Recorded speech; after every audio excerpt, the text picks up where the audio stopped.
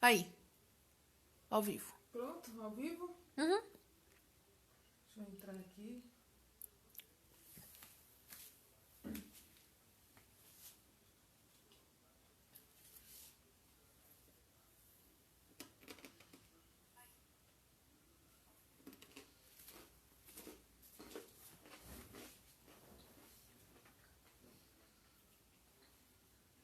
Oi, gente. Novamente estamos aqui na nossa live. Semana passa muito rápido, né? Parece que foi ontem que nós estávamos conversando sobre Iemanjá, sobre os marinheiros. E hoje estamos aqui, vamos falar de Ansan. Pessoal já entrando.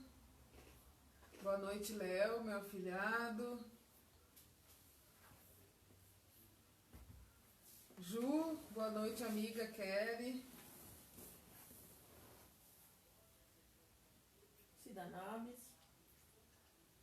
Boa noite, Cida. Boa noite, Débora. Dona Cida. Cláudio, boa noite. Sal, Débora. Bel. Boa noite, Bel. Ale, Alexandra, boa noite. Tchalena. Moab, minha tia, Helena.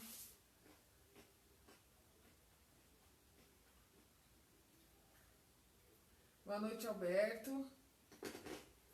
Cláudio. Quem? Cláudio? Uhum. Boa noite, Val. Boa noite, Cláudio.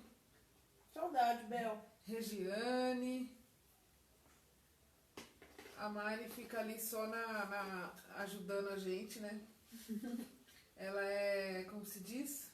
Contra a regra. Contra a regra. Boa noite, Milton, tudo bem? Marli.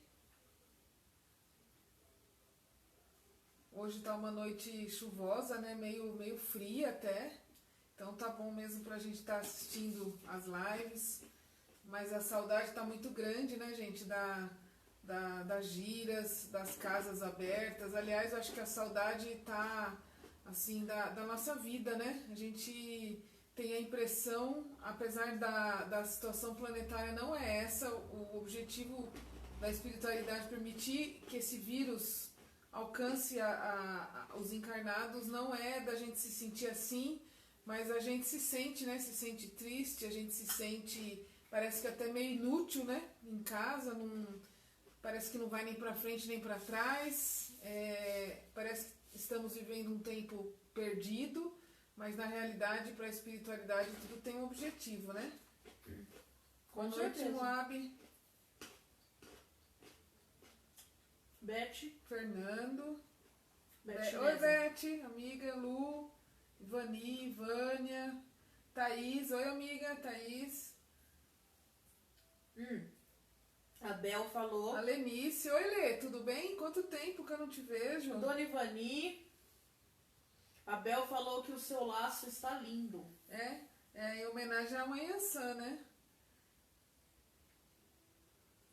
Nina. Não está chovendo em Bragança. Aqui tá chovendo e tá frio.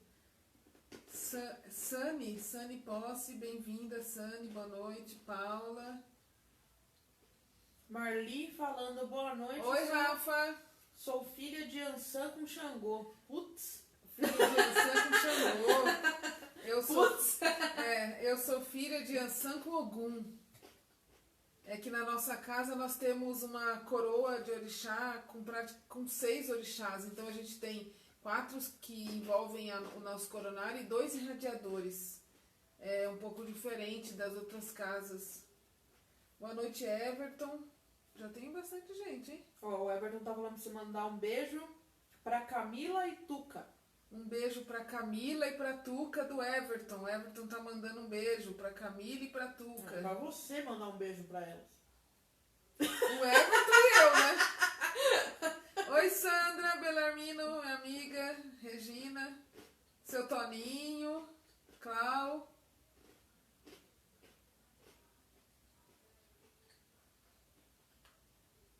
Kátia, 50 pessoas já.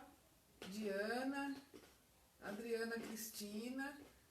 O Rafa só veio rápido nessa porque ele é filho de Ansan, né? É, o Rafa tá aqui porque ele é filho de Ansan. Tô de olho. Aliás, eu só tenho um monte de filho de Ansan. Hoje a nossa casa tem muito filho de Ansan. E Ansan, aliás, essa semana, ela tá bem presente, essa semana em Ansan, talvez dando uma limpada um pouco no planeta, né? Boa noite, seu Toninho, tudo bem? A minha tá na quartinha, graças a Deus. Tá bonita, hein? A Cláudia falando. Oi, Cláudia! Kátia, Saudade ó, dos nossos encontros na prometria, do Tião pedindo as coisas pra você toda É. hora. olha só, nós temos gente de Arraial do Cabo, Olha. Rio de Janeiro, Morumbi, Bragança Paulista, Zona Leste. Um beijo pra Morumbi, um beijo para o Rio de Janeiro. Não conheço o Rio de Janeiro. Kátia, não conheço o Rio, mas tenho muita vontade. Quem sabe a hora que passar esse vírus a gente vai conhecer o Rio, né? Quem sabe? Bel, eu sou filha de Xangô, Bel, de cabeça, eu só sei comer.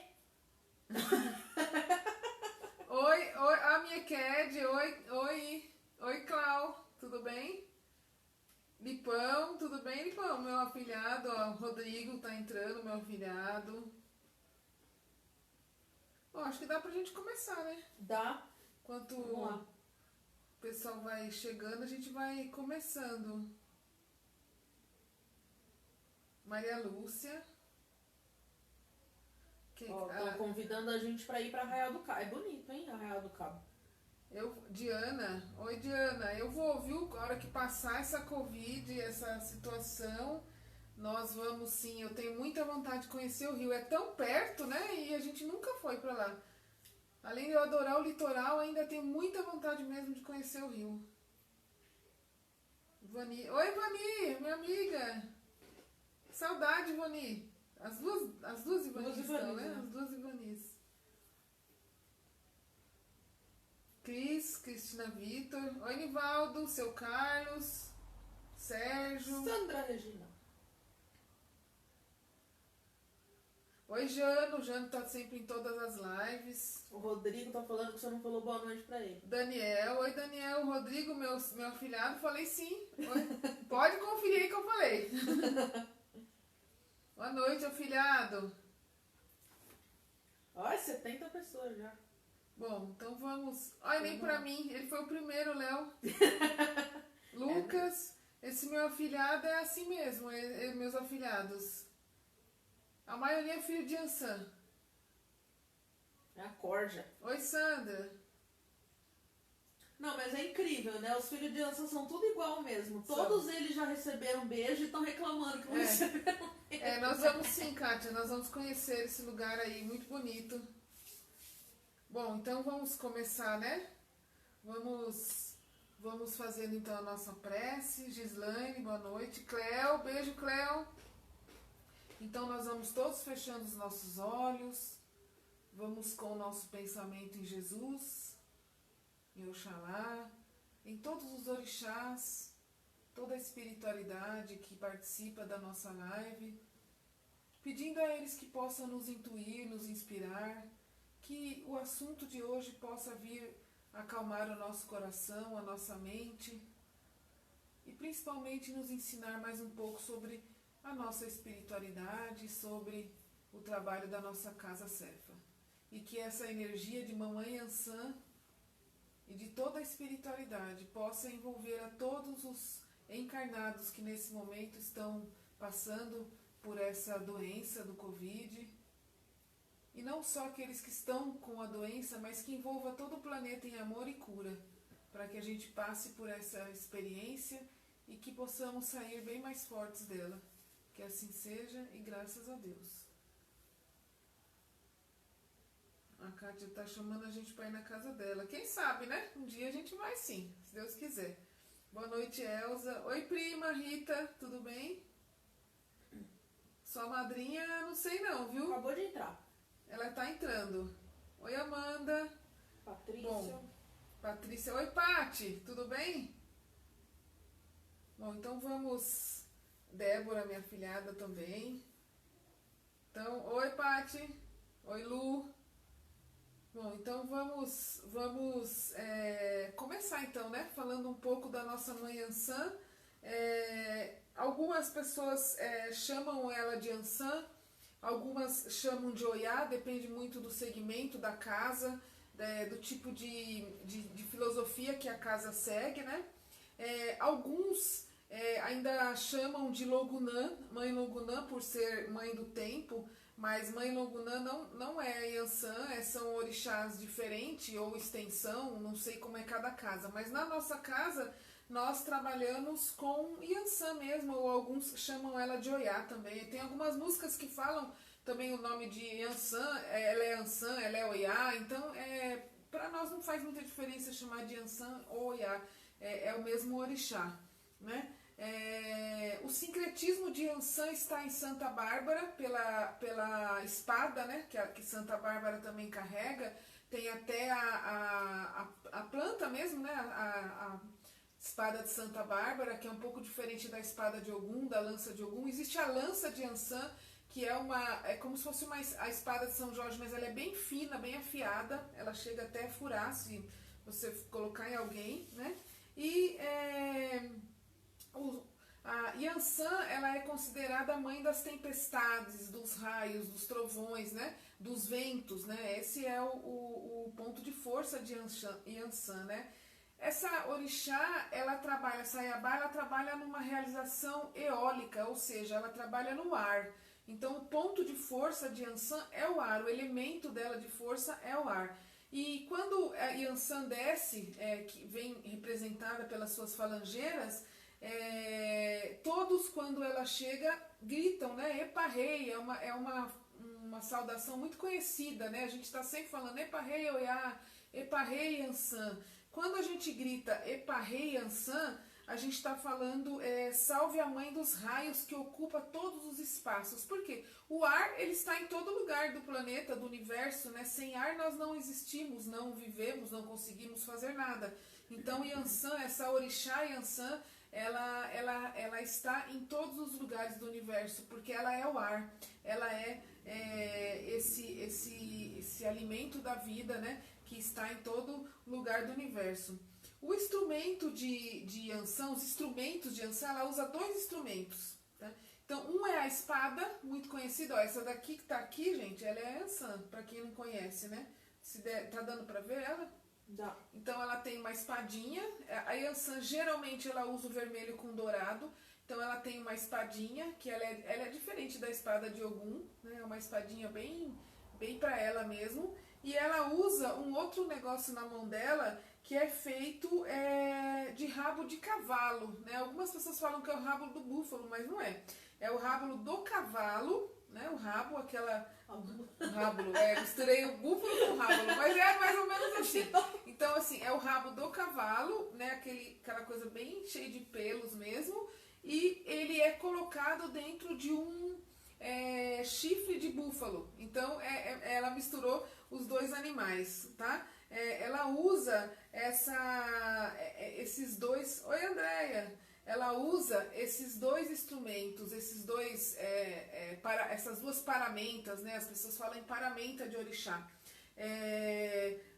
Tem uma história onde fala que Yansan, ela era tão corajosa, ela era uma mulher tão corajosa que ela conseguiu matar um búfalo na mão, assim. Ela enfrentou esse animal, que é um animal muito forte, muito poderoso.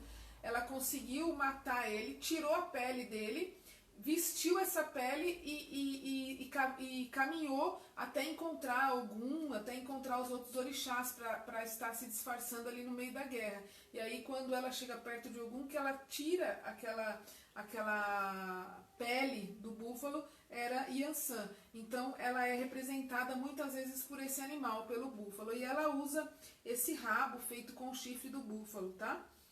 Quando a Yansan ela desce no terreiro, assim como todos os orixás, Líria, olá Líria, Thaísa, quando ela desce, que ela é representada pelos falangeiros, assim como todos os orixás são representados por falangeiros na Umbanda, ela dança muito. Yansan, ela é uma das orixás que mais dança. Eu acho que uma orixá que até chega a chegar perto da dança de Yansan é Igunitá. E Igunitá também é uma extensão de Yansan de Oiá. Igunitá, nós vamos falar na semana do dia 25, porque Igunitá no sincretismo é Santa Sara, e maio representa o mês dos ciganos e de Santa Sara. Então a gente vai estar falando de Igunitá, a nossa casa também trabalha com Igunitá. Então quando Yansan ela desce através das suas falangeiras, ela incorpora um médium, seja homem, seja mulher, para ela tanto faz, ela dança lindamente, ela dança muito. O médium que recebe Yansan não consegue ficar parado, de uma forma ou de outra ele vai se mexer, ele vai andar, ele vai trabalhar esses movimentos, porque ali naquela dança dela, ela está representando o próprio ar, ela está representando os ventos, é como se ela estivesse realmente representando uma tempestade ali naquele momento, né? E um outro simbolismo da dança é quando ela representa a batalha. Então acho que não sei se os filhos da minha casa já viram muito Yansan, mas eu não sei se os outros que estão aqui na página. Oi Márcia, boa noite. Já viram uma falangeira de Yansan descendo, incorporando? Ela dança o tempo todo com as mãos, né, com os pés, né? E tem hora que ela para, então ela põe as mãos na cintura. Yansan, ela é uma orixá muito que ela se impõe muito diante, depois eu vou explicar porquê. Ela é uma orixá que ela se impõe diante das pessoas e de todos os outros orixás com muito respeito. E quando ela para, que ela se impõe, ela bate uma paramenta na outra, que é a espada e o rabo lá. Então ela dança, geralmente ela dança assim, né? O que significa qual é o simbolismo que ela quer passar, o ensinamento que ela quer passar? É um sinal para os filhos dela. Quando ela está fazendo assim, ela está sinalizando para os filhos dela que quando eles baterem os seus instrumentos, ou eles baterem as duas mãos junto, ela sabe que eles estão chamando ela. Então, os filhos de Yansan, quando estiverem em apuro, usem esse chamado para Yansan. Na hora que ela bate, né, é um chamado para Yansan. Então ela está fazendo o que? Ela está ensinando os filhos de como evocar ela, né, na sua vida. Então quando ela fazer isso é porque ela está mostrando para os filhos dela como deve chamar a Yansan, como deve evocar essa... Oi Miriam, tudo bem? Que ela está mostrando como se evoca essa orixá Yansan. Yansan, quando ela desce, a gente percebe muito nos médiums o jeito dela de ser. Como ela é muito imponente, né, e ela se impõe muito, a gente já percebe o que ela vem fazer. Então assim, ela é extremamente temperamental. A gente percebe quando a gente recebe Yansan que ela não tem muita paciência de nada, ela não tem assim aquela paciência de esperar chamarem ela não tem aquela paciência de dançar devagar, ela se impõe. Então ela é extremamente temperamental. Ela já mostra logo que ela desce que ela é uma guerreira assim, uma guerreira muito forte, né?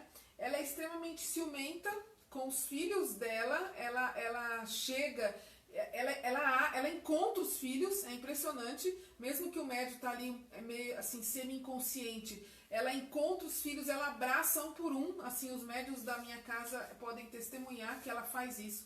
Ela vai até a curimba, ela se impõe na curimba, ela dança na frente da perto dela. Então assim, ela é bastante ciumenta, só que ela não é possessiva, né? É porque ela não tem esse sentimento de possessão dentro dela, mas ela é assim muito temperamental mesmo, né? Ela é extremamente vaidosa, então o que ela não consegue pela graça, ela toma pela força. Então ela se impõe totalmente dentro da gira, dentro do terreiro, tá? Ela é extremamente adorada porque ela é muito alegre, né? Quando o Yansan chega, a própria música fala, né? Quando o Yansan chega, ela alegra todo o ambiente, as pessoas cantam muito as músicas dela, o negócio pega fogo dentro da gira quando ela chega. Eu acredito que é uma das orixás que mais causa isso, né? E ela é totalmente irrequieta, né? Ela envolve o terreiro inteiro, né? Então ela é adorada muito por isso.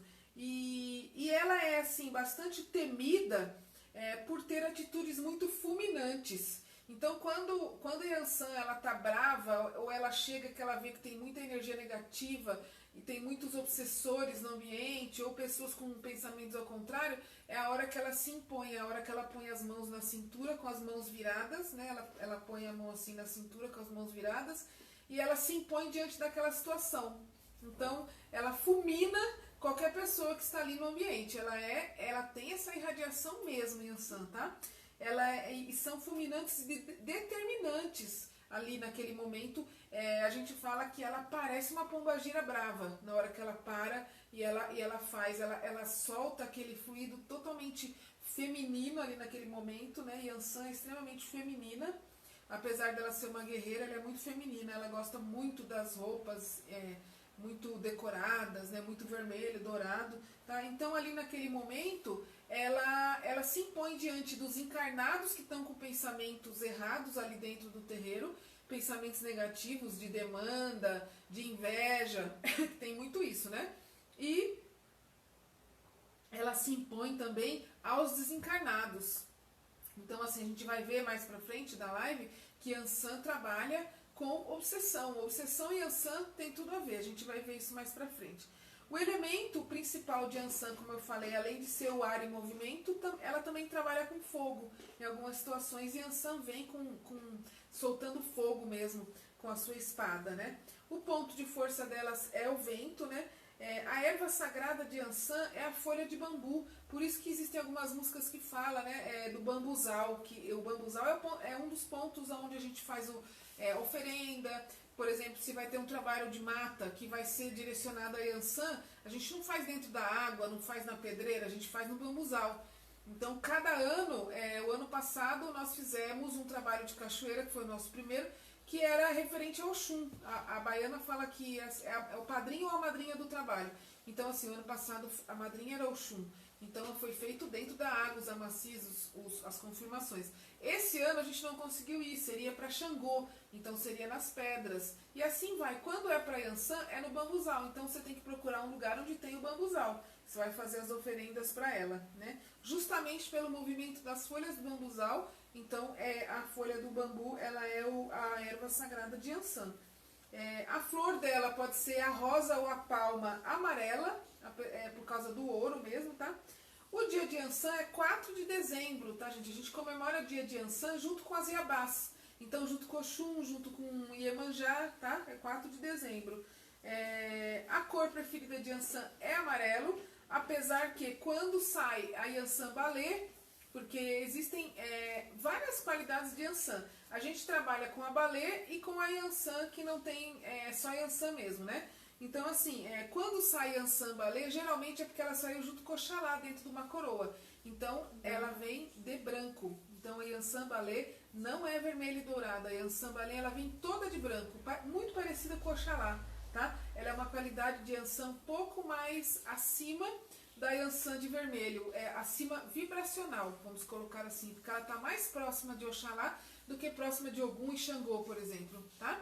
Então ela vem de branco, a Yansan Balé. Tem até uma música, né, que fala Yansan de Balé, né, que está no bambuzal, tá? Alguma pergunta?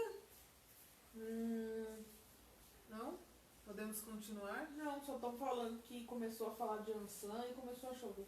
Começa a chover, começa a esquentar, né? Yansan é uma coisa louca, né? Fala do... nossa Yansan trabalha vermelha, né? Sim, na nossa casa a maioria das Yansans são a Yansan de qualidade comum mesmo, porque a maioria delas sai com Xangô ou Ogum, a maioria das Yansans. Então, assim, elas vêm de vermelho e dourado, tá? E são, assim... são bastante lindas mesmo, assim, um encanto a gira de Yansan, é uma coisa impressionante, é muito bonito mesmo, não é porque ela é minha mãe, mas é porque as pessoas acham mesmo, né, gostam muito quando é a gira de Yansan. Na nossa casa, nós trabalhamos com Yansan na gira de baiano, né, baiano. Quando a gente vai ter a linha de baiano, a gente traz Yansan e Xangô. Yansan e Xangô. Yansan, Xangô e Orixá Exu, porque a Yansan trabalha junto com o Orixá Exu, tá? Então, na nossa gira de baianos, vem Orixá Xangô, Exu e Ansan, juntos. Imagine a loucura que é, né? É uma maravilha. Os médicos ficam acabados. E quando a gente faz gira de malandro, aí a gente faz Yansan e Xangô, tá? Então, agora, apesar que, assim, Yansan, gente, ela tem um poder tão grande de limpeza de ambiente, um poder tão grande de trabalhar com obsessores, para quem fala em quiumbas, né, eguns, ela tem tanto esse poder que Yansan ela pode ser trazida em qualquer gira. E ela pode não ser trazida só no começo, para representar mesmo o orixá dentro do trabalho, como ela pode de repente ser trazida no final, para fazer uma limpeza energética quando foi um trabalho muito pesado. Então a Yansan ela não tem barreiras, assim, não tem uma gira determinada para ela. Ela pode ser trazida em qualquer tipo de gira, porque ela é um instrumento, um orixá que serve como instrumento de limpeza para o ambiente onde ela está sendo trabalhada, tá? Então vai de casa em casa, de casa para casa, saber aonde que traz a Yansan, mas é muito importante trabalhar com essa orixá, tá? A Bel tá falando que lá no terreiro deles Yansan é amarelo. É amarela? Depende, as cores dos orixás, amarela pelo dourado, né? Pelo ouro, né? As cores dos orixás, gente, é muito relativo, não dá pra gente, como eu sempre digo, as nossas lives, elas são feitas através do que a gente recebe dentro da nossa casa, tá? As cores que a gente recebe para trabalhar. Então, assim, cor de orixá, a gente não tem como fechar uma verdade, porque cada segmento leva uma cor para orixá. Por exemplo, eu conheço lugares onde Oxum é azul anil. Na nossa casa, Oxum é o dourado. Existem lugares que Oxum é rosa. Existem lugares que Ansan é rosa, não é vermelho, é rosa. E assim vai, né? Ogum é vermelho, com verde. Então, a gente não tem como... isso é uma discussão muito inútil, porque cada casa trabalha com a cor que o guia-chefe determinar do orixá, tá? Existem aquelas cores padrões, mas elas mudam, né? Conforme o guia e conforme o trabalho dentro da casa, tá? Boa noite, Kátia, tudo bem? Então vamos lá. Boa noite, Lu, boa noite, Dani. Assim como todos os orixás, né? Como a gente tem falado, eles nunca vêm à toa dentro de uma gira. A gente não traz só o orixá por causa da beleza dele, ou porque nós somos obrigados a trazer o orixá, não é isso. Todo orixá, ele vem dentro de um trabalho porque ele tem um poder curativo, né? Essa irradiação, orixá, quando se fala de Umbanda, a orixá, a irradiação, todos eles têm um poder curativo, todos eles têm um poder no psicológico, do encarnado e do desencarnado. Todos eles têm uma função, uma tarefa dentro do ambiente, dentro da gira. Então, assim, o poder curativo de Ansan, ele tá, assim, bastante ligado à obsessão. Por isso que eu acabei incluindo a parte de obsessão nessa aula de Ansan.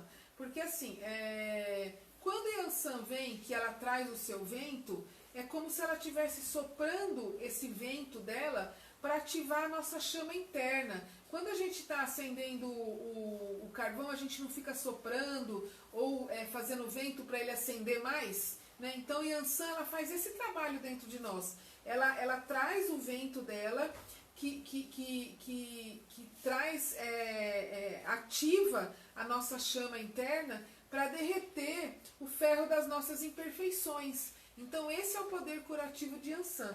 E cortar a ligação com os obsessores. Tá? Então quando ela desce, se a pessoa estiver em sintonia com o trabalho, em sintonia com a luz, ela vai fazer esse trabalho dentro da mente da pessoa. Ela vai cortar a ligação daquelas pessoas com obsessores. Daquelas pessoas que estão ali com o trabalho das trevas, dos obsessores, dos quiumbas e assim vai. Tá? Ela tira, com o vento dela, ela tira as pessoas das suas acomodações espirituais. Porque quando a gente está muito acomodado em vícios, em maus hábitos, em maus pensamentos, nós estamos sendo obsediados, tá? Nós estamos passando por processos obsessivos. Então, Yansan, ela trabalha esse lado nosso das obsessões espirituais, tá? Ela trabalha todos os chakras. Cada orixá trabalha um chakra. Yansan, ela trabalha em todos os chakras. E em especial o chakra cardíaco, que é do coração. Tá? Olha só que interessante, né? Yansan rege os geminianos na Terra, né? Quem é de Gêmeos aí, que tem o signo de Gêmeos, que nasceu assim de abril e maio até junho, né? Yansan rege esse signo dos geminianos, né? Eu, por exemplo, sou geminiana, faço aniversário no dia de Santa Sara, dia 25 de maio. Então, Yansan, ela rege os geminianos, né? Os filhos de Yansan geralmente são geminianos, mas não é uma coisa Uma regra. que não é uma regra, né? Existem filhos de Yansan que fazem aniversário o ano inteiro, tá? Até porque se todo filho de Ansan fosse geminiano, Aí a gente acabou a Terra. tava perdido, né? Mas é interessante. O geminiano, ele é muito parecido com o Yansan, né? Por quê? Qual que é a característica maior do geminiano junto com o Yansan? É como se diz, o extremo, né? O extremado, o intenso. O geminiano, ele quase sempre ele é intenso, ele é extremado. Então, por isso que às vezes acaba sendo filho de Yansan, mas não é uma regra, tá? Os filhos de Yansan, eles mudam de opinião muito rápido. Então, é como se fosse o tempo todo regido pelo vento mesmo, tá? Então, eles são maleáveis, então eles mudam de opinião muito rápido, né? Só que eles vão da calma a uma explosão rapidamente. Então, é como ela é mesmo, tá? Ela chega, às vezes, muito calma, né? Chega muito calma e, de repente, ela explode num extremo total, né? Dependendo do atabaque ou do trabalho que ela veio fazer, ela explode num total. E aí, esta é Yansan, tá? A Rita tá falando que a tia Glorinha é Yansan pura. Ah, com certeza, com certeza. Né? E ela, assim como os geminianos e como os filhos de Yansan, ela volta ao normal como se nada tivesse acontecido. Então, assim, ela vem, ela explode, ela faz o trabalho lá, daqui a pouco ela tá plena e absoluta dançando de novo. Então, assim são os filhos de Yansan, né? Extremamente exagerados, como a sua própria orixá também, né? Eles são extremamente exagerados. Os filhos de Yansan, eles são marcantes, assim como ela. Então, toda a característica desse orixá passa muito pro filho, né? Todas as irradiações de orixá passa muito pro filho. Então, Yansan, ela passa também esse exagero pros filhos. Filhos de Yansan são extremamente exagerados em tudo. É aquele tipo de pessoa que entra de cabeça nas situações, aí quebra a cara, daqui a pouco já está arrumando outra situação, e assim vai, né? Então, eles são extremamente marcantes. São muito guerreiros, são pessoas que são extremamente apaixonados pela vida, apaixonados pelas pessoas, por isso que vivem quebrando a cara, né? E Yansan é assim, ela quando ela desce, ela mostra uma paixão extrema ao ambiente que ela está, tá? Ela toma muito conta mesmo. São extremamente corajosos os filhos de Yansan, assim como ela, são muito leais, né? Lógico que essas características, pode vir alguém e falar assim, mas eu conheço um filho de Yansan que não é leal, que não é... Gente, isso não são características fechadas, né? São características que abrangem a maioria dos filhos, mas lógico que sempre tem um ou outro que não é assim, tá? Porque assim, as nossas características têm muito a ver com a nossa personalidade, com o nosso caráter também. O orixá não tem culpa do caráter, né? Então, tudo é uma mistura, né? Mas eles influenciam bastante como irradiadores, tá? São muito inteligentes os filhos de Yansan, extremamente inteligentes. E eles possuem uma coisa que poucos possuem, que é o tato psicológico, né? O tato psicológico, ele é o jogo de cintura. Então, assim, filhos de Yansan geralmente são extremamente malandros, porque eles conseguem contornar toda a situação, né? Eles transformam uma situação rapidinho, por quê? Porque eles têm o tato psicológico. Daí também que vem a facilidade de trabalhar com obsessão e desobsessão, porque a pessoa que vai trabalhar com obsessores, ela precisa ter um tato psicológico extremo, para poder trabalhar com esses seres. Então vem muito de Yansan isso, tá? A maioria dos filhos de Yansan tem talento artístico, tem bastante talento artístico. Por quê? Porque filhos de Ansan não tem problema em passar vergonha. Eles passam mesmo, eles não estão nem aí para passar mico. O importante é fazer o que eles querem fazer, é dar risada, é aparecer, é dançar. Para eles não tem. Filhos de Ansan não passaram na fila da timidez. Se vocês conhecem algum filho de Ansan que é tímido, eu desconheço. A maioria deles é muito assim mesmo, tá? Eles têm essa veia para o artístico, tá? Eles têm bastante charme, bastante sensualidade, mas não são vulgares. Aí vai de cada pessoa, né? Os filhos de Ansan, eles têm uma característica muito interessante. Eles perdoam muito fácil as pessoas. Assim, porque eles não querem ter trabalho. A preguiça no filho de Ansan reina. Então, assim, eles perdoam fácil para não ter trabalho de resolver aquela situação.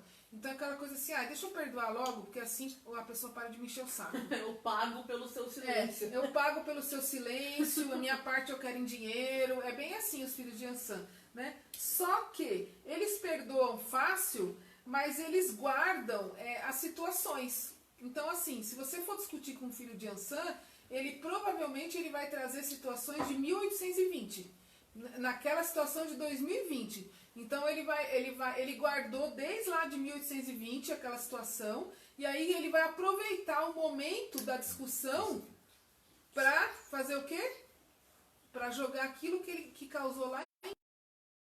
Então ele guarda por muitos e muitos séculos aquela situação que aconteceu. Os filhos de Ansan, eles não esquecem de absolutamente nada. O que você falar, eles esquecem assim, o que comeu ontem, tudo eles esquecem, porque eles são avoados, porque são do ar. Essa característica ar já é uma característica de pessoas que são extremamente avoadas. É aquela pessoa que nem o Toninho fala, tudo eu falo esqueci. Porque a gente esquece mesmo, esquece a bolsa não sei aonde, guarda-chuva não sei aonde, esquece tudo.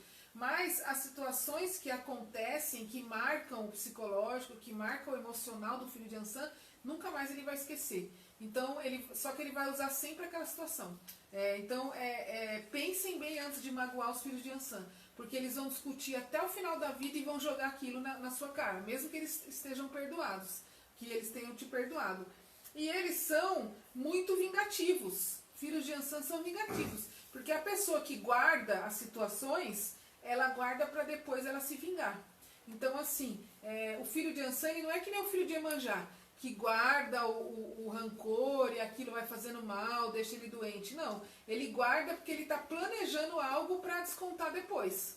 Então ele perdoou a pessoa, mas ele vai descontar, ele vai dar um jeito de descontar. Então é aquele tipo de pessoa que fala assim, eu perdoo, mas aí acontece alguma coisa com a outra pessoa, aí o filho de Ansan fala assim, eu sabia que Deus ia me vingar, eu sabia que Deus ia dar um jeito na pessoa. Então às vezes ele não tem coragem de fazer com as próprias mãos, aí ele põe na mão de Deus a vingança. Então filhos de Ansan podem me confirmar, e a maioria é assim, viu gente? Eles guardam, aí eles se vingam, só que a vingança deles é elegante. Eles não vão sair batendo, matando, fazendo coisa, não. A vingança deles é extremamente elegante, né? E aí, assim, eles vão resolvendo as situações, tá? Eu devo ser filha de Ansan, esqueço mesmo. Mas é mesmo, é muito interessante, tá? Nem todo, lógico que nem todos são assim, né? Mas a maioria é assim, tá? Quando eles são magoados, às vezes eles ficam bastante agressivos, eles põem pra fora na agressão, por isso que fala que filho de Ansan é briguento, mas não são todos que são briguentos. Eu, por exemplo, sou filha de Ansan, não sou muito briguenta, nunca nem briguei na rua, essas coisas não, mas a minha briga eu acho que é mais para conseguir aquilo que eu quero, né? Na questão de ser batalhadora. Mas existem filhos de Ansan que são bastante barraqueiros, que gostam de brigar mesmo. O Cláudio tá falando assim que ele é santo de Ansan. É santo de Ansan, tá. Uhum. Então, são impulsivos, são ciumentos. Filho de Ansan tem ciúmes terrível de amigos, de tudo, tá? São irritados, são donos da razão, são impacientes, né? Assim, filhos de Ansan, eles não são aquela pessoa interessada em tudo. Assim, por exemplo, tem pessoas que são interessadas em tudo. A pessoa olha essa bonequinha, ela vai querer saber como que ela é montada. né? Aí ela vai lá, ela vai e vai fazer toda a bonequinha. Filho de Ansan compra, ele não tem interesse. Então, assim, eles trabalham o tempo todo por conveniência. Eles só estudam o que é conveniente, o que eles gostam, eles só veem o que gosta, eles só buscam aquilo que eles gostam. Eles não perdem tempo em saber como é que foi montada essa boneca, porque eles não têm paciência para montar essa boneca. Eles preferem comprar. Então, filhos de Ansan é assim, tá? Então, como eles são extremamente doidos, né, no extremo mesmo, então a maioria dos filhos de Ansan sofre de quê?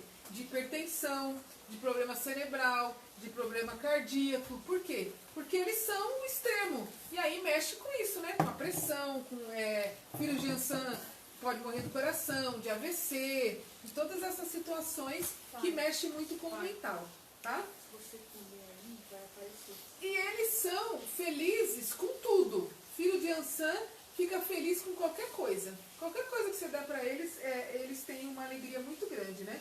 Eles têm, assim, uma capacidade muito grande de viver o amanhã. Então, assim, o filho de Ansan, ele é assim, hoje ele está doente, ele está magoado, vamos supor assim.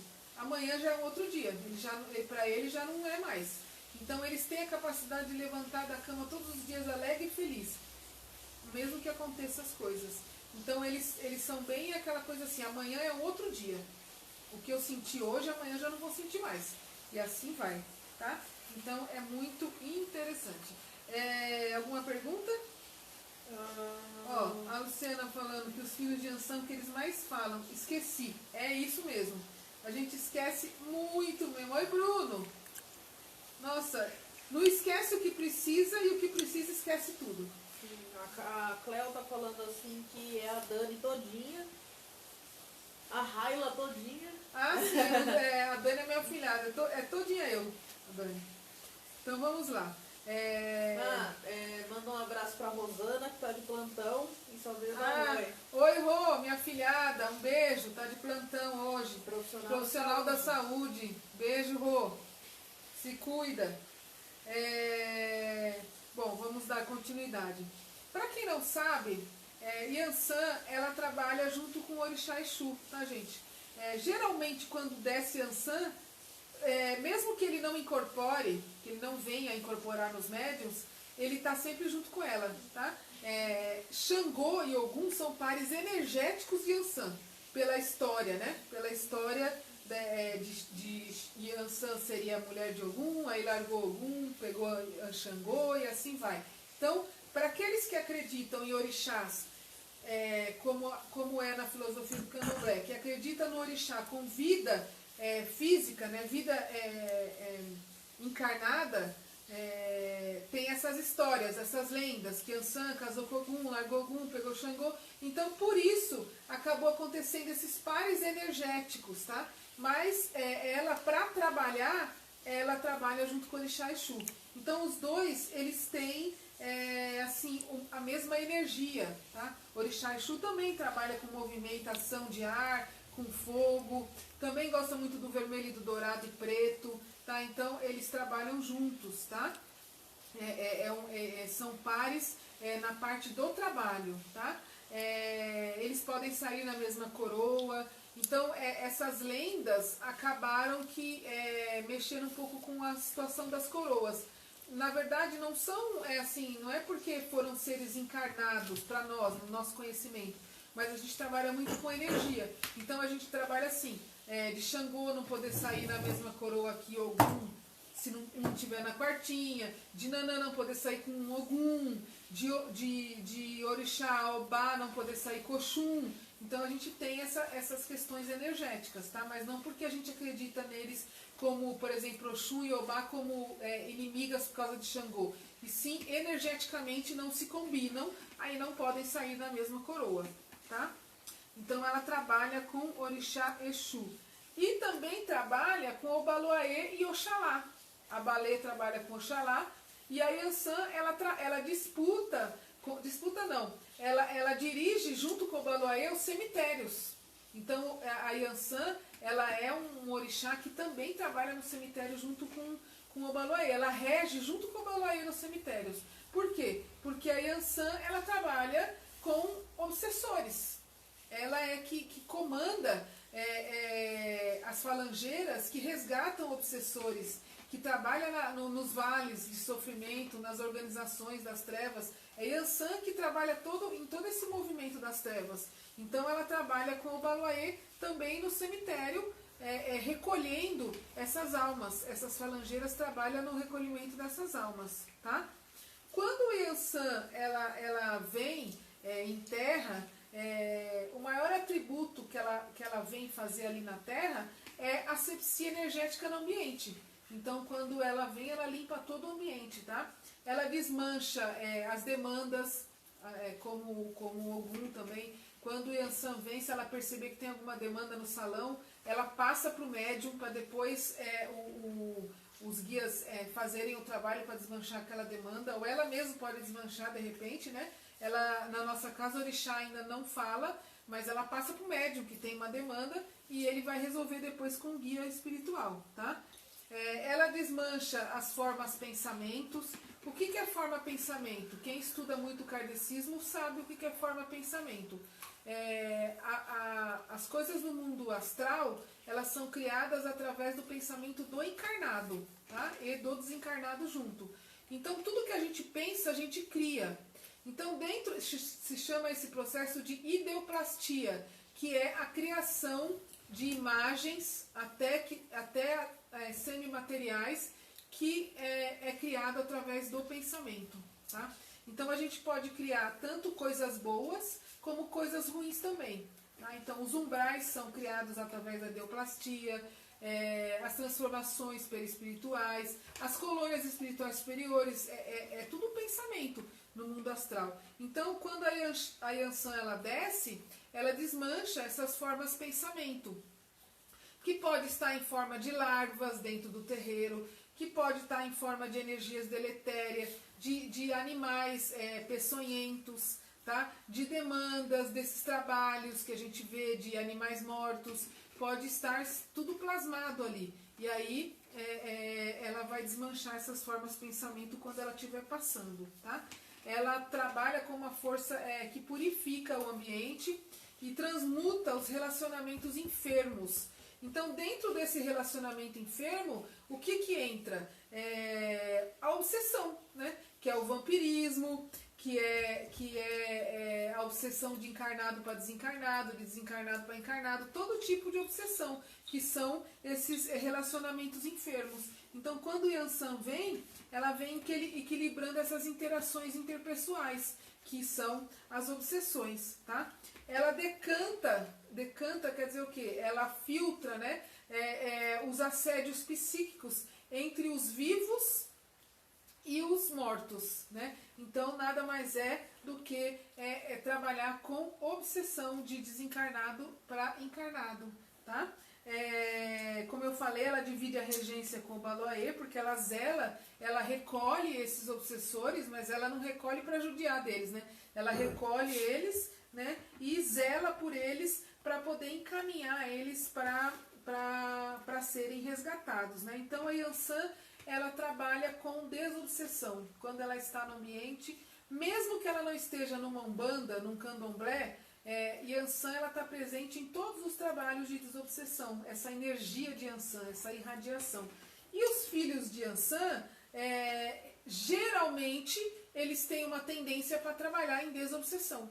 Então, geralmente, filhos de Yansan vão trabalhar em grupos de desobsessão, ou dentro da gira, vão trabalhar com transporte de obsessor, vão trabalhar nessa linha da obsessão e da desobsessão, tá? Falando um pouco da obsessão dentro do trabalho da Umbanda, né? A gente muitas vezes pode achar que dentro de uma gira, dentro de um quadrado onde a gente trabalha com a Umbanda, não existe obsessão entre os trabalhadores, que nós estamos protegidos pelos guias, pelos orixás, então não se aproxima quiumba, não se aproxima egum, não se aproxima obsessor, vai de cada casa falar o nome que quer, né? Mas, gente, a gente tem que entender que isso não existe. Porque, assim, você está encarnado, se você tem pensamentos viciosos, pensamentos ruins, pensamentos negativos, automaticamente você se liga a uma energia desencarnada. Então é afinidade, é sintonia. Então o Kardec ele fala que todos nós passamos por problemas de obsessão. Todo encarnado que está na Terra, dificilmente existe um encarnado que não passa por obsessão. Até mesmo aquele encarnado que ele já está como missão, que ele já é mais evoluído do que a maioria de nós, ele pode de repente ter um pensamento negativo, um pensamento deletério e se ligar a espíritos obsessores. É muito rápido essa ligação.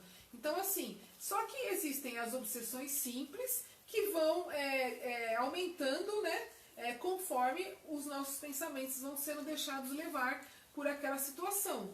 Então assim, na obsessão simples a gente se livra muito rápido. Então é aquela coisa assim de você ter um pensamento ruim, de repente o encarnado está passando perto, ele se liga a você. Mas se você mudar o seu pensamento, rapidamente você se desliga dele. Ou se você não mudar, aquela obsessão vai estar crescendo, crescendo até chegar na fase da possessão. E nós como trabalhadores do quadrado, na nossa casa a gente chama a gira de quadrado. Nós como trabalhadores do quadrado, ou da gira, né, ou da corrente, nós temos que ter a consciência que todos nós podemos ser obsediados, né? Então assim, o bom médium, sendo da Umbanda, sendo do kardecismo, sendo de qualquer linha que trabalha com espiritualidade, ele precisa buscar o quê? O conhecimento. À medida que ele vai buscando o conhecimento, ele vai conseguindo se livrar mais fácil das obsessões. Mas geralmente a gente vai passar nessa encarnação ainda como seres que não somos ainda evoluídos por muitas obsessões, não é uma só, são várias. E o segredo é que a gente tenha a humildade de entender, de aceitar que muitas vezes nós vamos estar obsediados e de tratar aquela obsessão assim como nós, como pais e mães de santo, mandam o filho se tratar.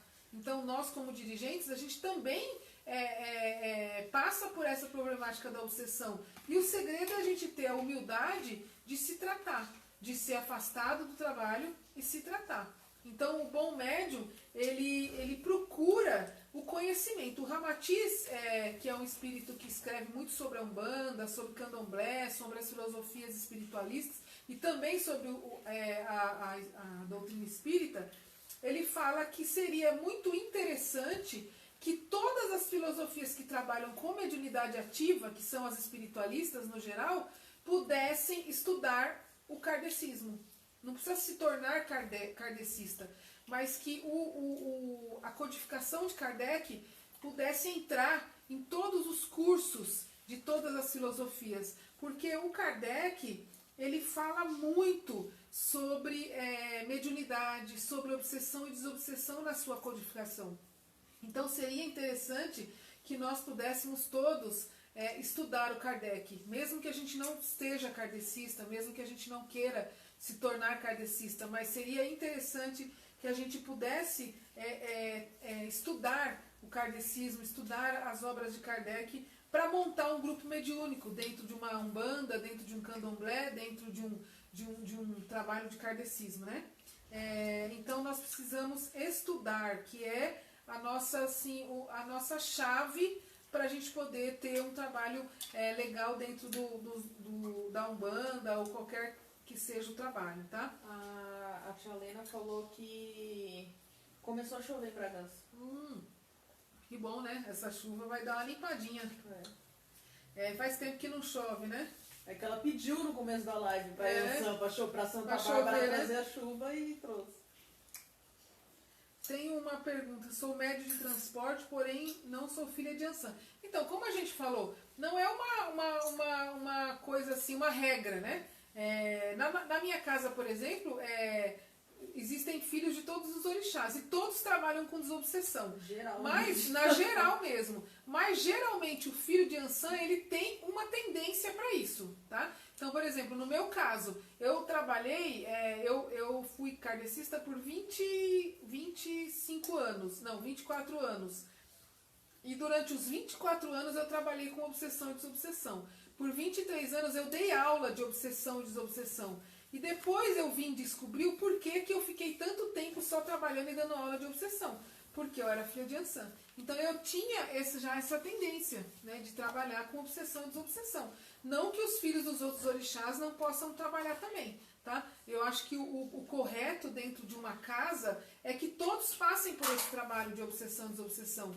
Que não fiquem só trabalhando com uma coisa só. Porque dentro da nossa casa existe o trabalho de transporte também dentro da gira. Então precisa ter um trabalho de desobsessão dentro da gira também. O trabalho de gira não é só incorporação e atendimento. O médium precisa estudar para ele saber lidar com o obsessor. Uma das coisas que você estudando sobre obsessão, desobsessão, incorporação, mediunidade, é você saber que, por exemplo, a incorporação não é possessão. Porque muitos médiuns buscam a incorporação como possessão. Eles querem ficar incorporados do guia, querem perder a consciência para poder trabalhar melhor. Gente, incorporação não é possessão. A possessão, ela está ligada à obsessão. É um tipo de obsessão espiritual. A incorporação é um tipo de mediunidade. Então é diferente, né? Então por isso que é importante nós estarmos estudando, porque o estudo da mediunidade, da obsessão, da desobsessão, vai trazer esse consciente disciplinado nosso, né?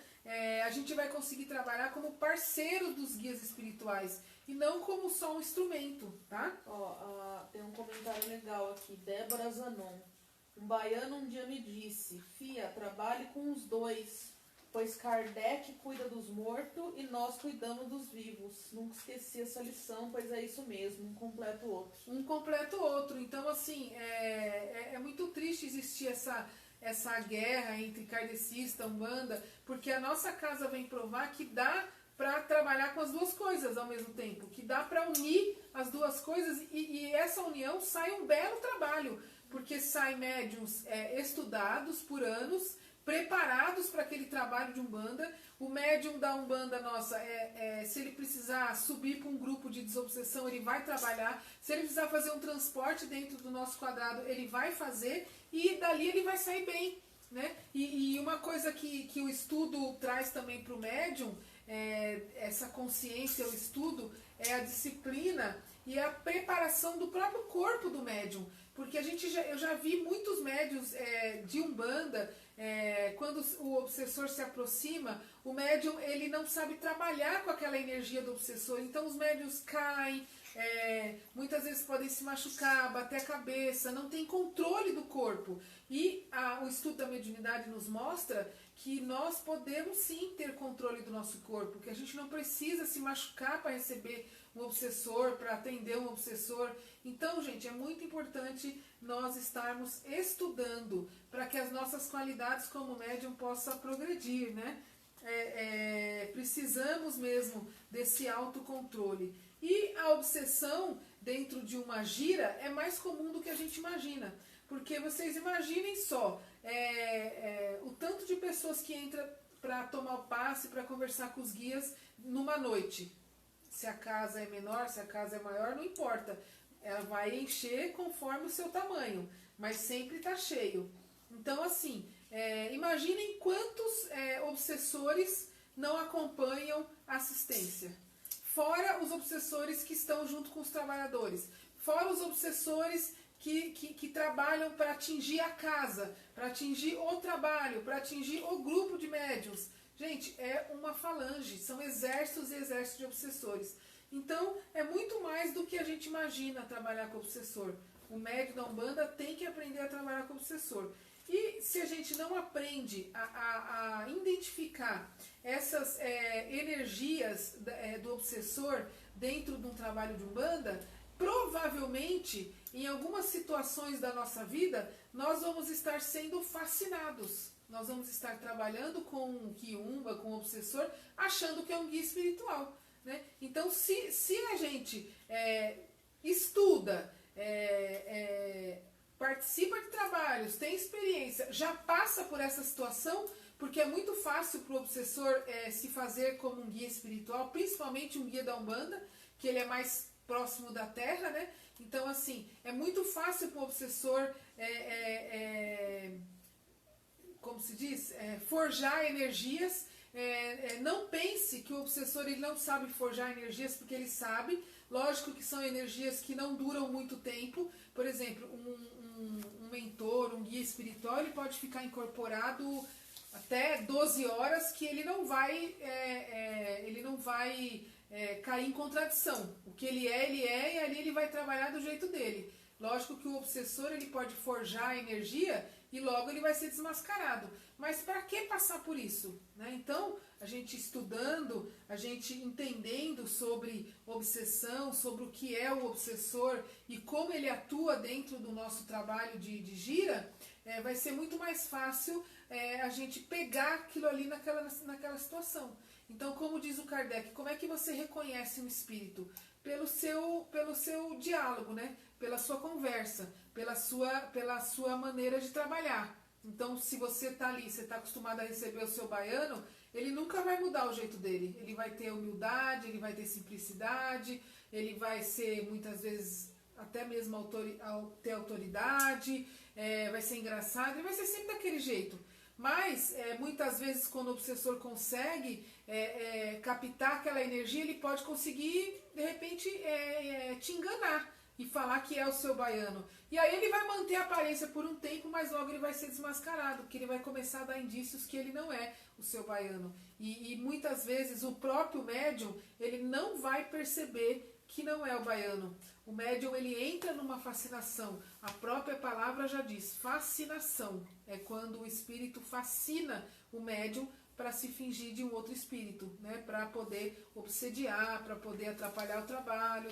Muitas vezes é uma vingança de desencarnados para aquele médium. Então ele faz o médium passar vergonha. Por que muitos médiuns deixam as casas? Deixa o terreiro, deixa a casa, deixa o centro. Porque entra numa fascinação, o obsessor envolve, faz muitas vezes o médium fazer coisas terríveis, aí depois, quando ele consegue aquela vingança, o obsessor vai embora, abandona o médium fica com a vergonha, aí ele muitas vezes é obrigado a sair da casa por causa disso. Então precisamos ficar espertos. O obsessor que tem um comprometimento em atrapalhar um trabalho, em atrapalhar o grupo, em obsediar aquele trabalho, ele é um obsessor inteligente, ele não é qualquer obsessor. Então, geralmente, ele vai promover uma simbiose, né, tão forte que o médium vai achar que está trabalhando com o guia espiritual. Aí entra naquela coisa do guia espiritual querer dar show, querer brigar com tudo quanto é médium, e vira aquela discussão, e faz coisas que não tem nada a ver, e se mostra arrogante. Grita com consulente, maltrata, perde a paciência facilmente. Ele vai dando indícios que não é um guia espiritual, ele vai dando indícios que é um obsessor, né? Então fica muito complicado, tá? Isso se chama simbiose. O obsessor que tem planos para atrapalhar um trabalho, para atrapalhar a vida do médium, ele tem conhecimentos muito maiores muitas vezes do que o próprio médium. Então, quando o obsessor ele consegue fazer um trabalho de simbiose, gente, ele consegue até se transmutar, muito parecido com o guia. Então, às vezes o médium vidente, ele vê o outro trabalhando com o obsessor e ele vai ver o guia mesmo, ele vai ver o caboclo, ele vai ver o baiano, o marinheiro, mas o obsessor ele consegue mudar a energia e se parecer com o guia espiritual. E ele consegue transmutar aquela energia que dura pouco, mas que é o tempo suficiente para estar envolvendo o médium numa teia terrível, né, trevosa, que depois vai ficar muito complicado, tá? A Juliana tá perguntando como que o médium não consegue perceber que a energia é diferente. Então, porque o obsessor ele não é bobo, né, Ju?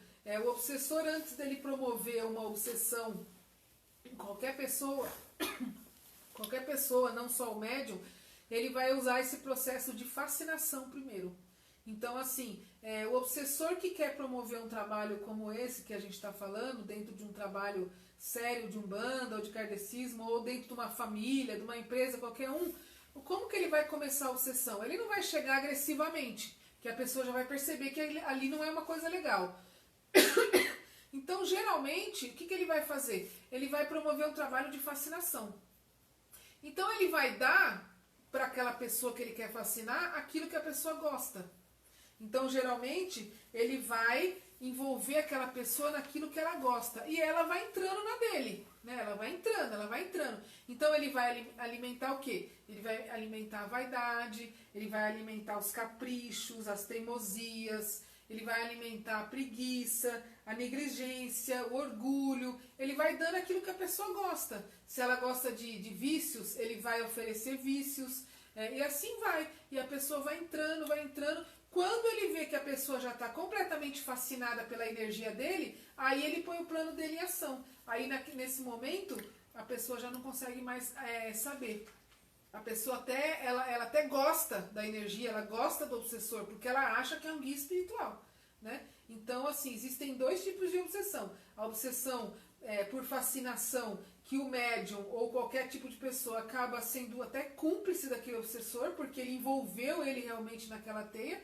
E aquela obsessão onde a pessoa fica doente e ela é mais fácil de reconhecer e de tratar, né? Porque aí a pessoa, ela deu sintonia, mas ela tá saindo fora. E aí ela começa a ficar doente, então é mais fácil de identificar. Agora, geralmente, o médium, ele sofre por obsessões de fascinação. Porque o obsessor não é bobo.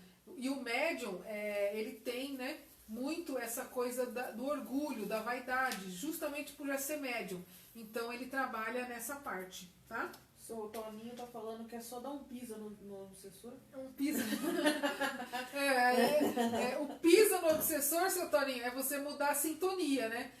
Uma das grandes armas para você não entrar numa fascinação, gente, é o quê? É a simplicidade, é a humildade, né? É o médium trabalhar com humildade, é o médium estar sempre ligado às suas orações, pedindo para Deus, para ter essa humildade de qualquer coisa, qualquer sinal que vier, né, ele possa captar. O problema é que nós gostamos dessa situação de orgulho, de egoísmo, de ser ditadores, de falta de seriedade, de vaidade. A gente gosta dessa situação. E aí os obsessores usam e abusam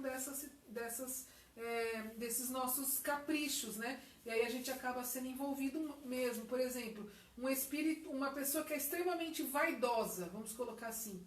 Aí o guia espiritual, e os guias são extremamente simples. A gente enfeita os guias, mas por eles são extremamente simples.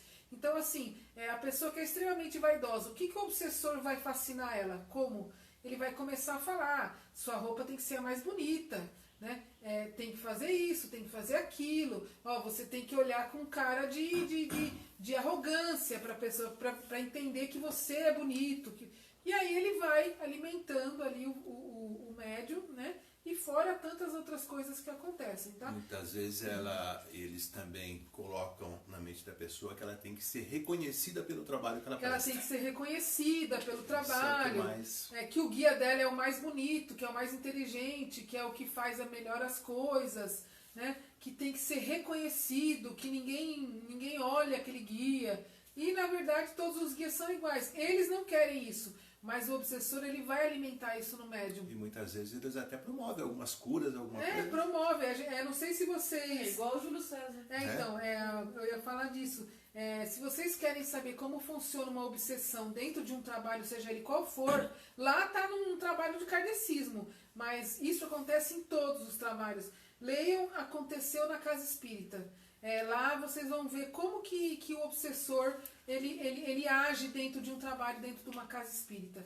Esse livro deve ser lido por qualquer tipo de religião, porque ele nos mostra o que acontece dentro de um trabalho quando a gente deixa o obsessor tomar conta, tá? Então, assim, vamos ficar espertos. Os obsessores, eles são escolados, né? Não é qualquer obsessor que entra dentro de uma casa para fazer um trabalho como esse, tá? Sim, é muito diferente a gente lidar com o sofredor e o obsessor. Muito diferente. A assistência, muitos estão com sofredores, né? Agora, o sofredor, ele não faz um trabalho desse. Às vezes o médium chega com o envolvimento de um sofredor, é muito mais fácil, é só fazer um transporte. O sofredor geralmente ele causa o quê? Ele causa dor, ele causa mal-estar, ele causa desânimo. Ele é tão vítima quanto. Ele é tão vítima quanto o médium. Agora, o obsessor nem sempre causa essas coisas. Muitos médiuns estão assim extremamente obsediados, mas eles não estão se sentindo mal, eles não estão com mal-estar, eles não estão com dor, eles não estão com nada. Por quê? Muito pelo contrário, ele está sendo alimentado por aquela energia da vaidade do obsessor e ele está se sentindo o máximo. Só que vai chegar uma hora que alguém vai ver que aquele médium está obsediado e aí a hora que o obsessor concluir a sua vingança ou o que mandaram ele fazer, aí ele vai embora. E aí o médium vai ter que enfrentar aquilo, porque assim, é como os evangélicos falam, é muito interessante, que o diabo ajuda a fazer a besteira, mas não ajuda a esconder. E o obsessor é bem assim, ele ajuda a fazer a besteira, mas ele não ajuda a esconder. Na hora, na hora que todo mundo fica sabendo que aquilo aconteceu, ele cai fora e quem vai ter que responder por aquela situação é o encarnado, né? E assim, a responsabilidade de uma obsessão 100% é do encarnado. As primeiras ideias de pensamentos ruins, sentimentos ruins, atitudes ruins, sempre é do encarnado. Nunca acontece assim, o obsessor inventou lá uma situação e vai pegar qualquer um. Não, o encarnado ele já tem essa sintonia, essa abertura para poder o obsessor fazer o trabalho, tá? Então, a obsessão sempre começa do encarnado, aquele que está na carne, e se estende para o mundo do desencarnado, tá? Bom, alguma pergunta? Deixa eu ver aqui. Não, o pessoal está comentando do livro, falando das brechas.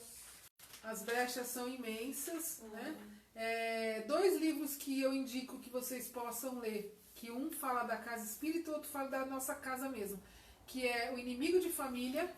Esse fala do que o obsessor pode fazer dentro da família, e o Aconteceu na Casa Espírita, que mostra o que o obsessor pode fazer dentro da casa espírita, tá? Santoninho, ainda bem que no Cefa todos somos bonitos. Mais ou menos, né?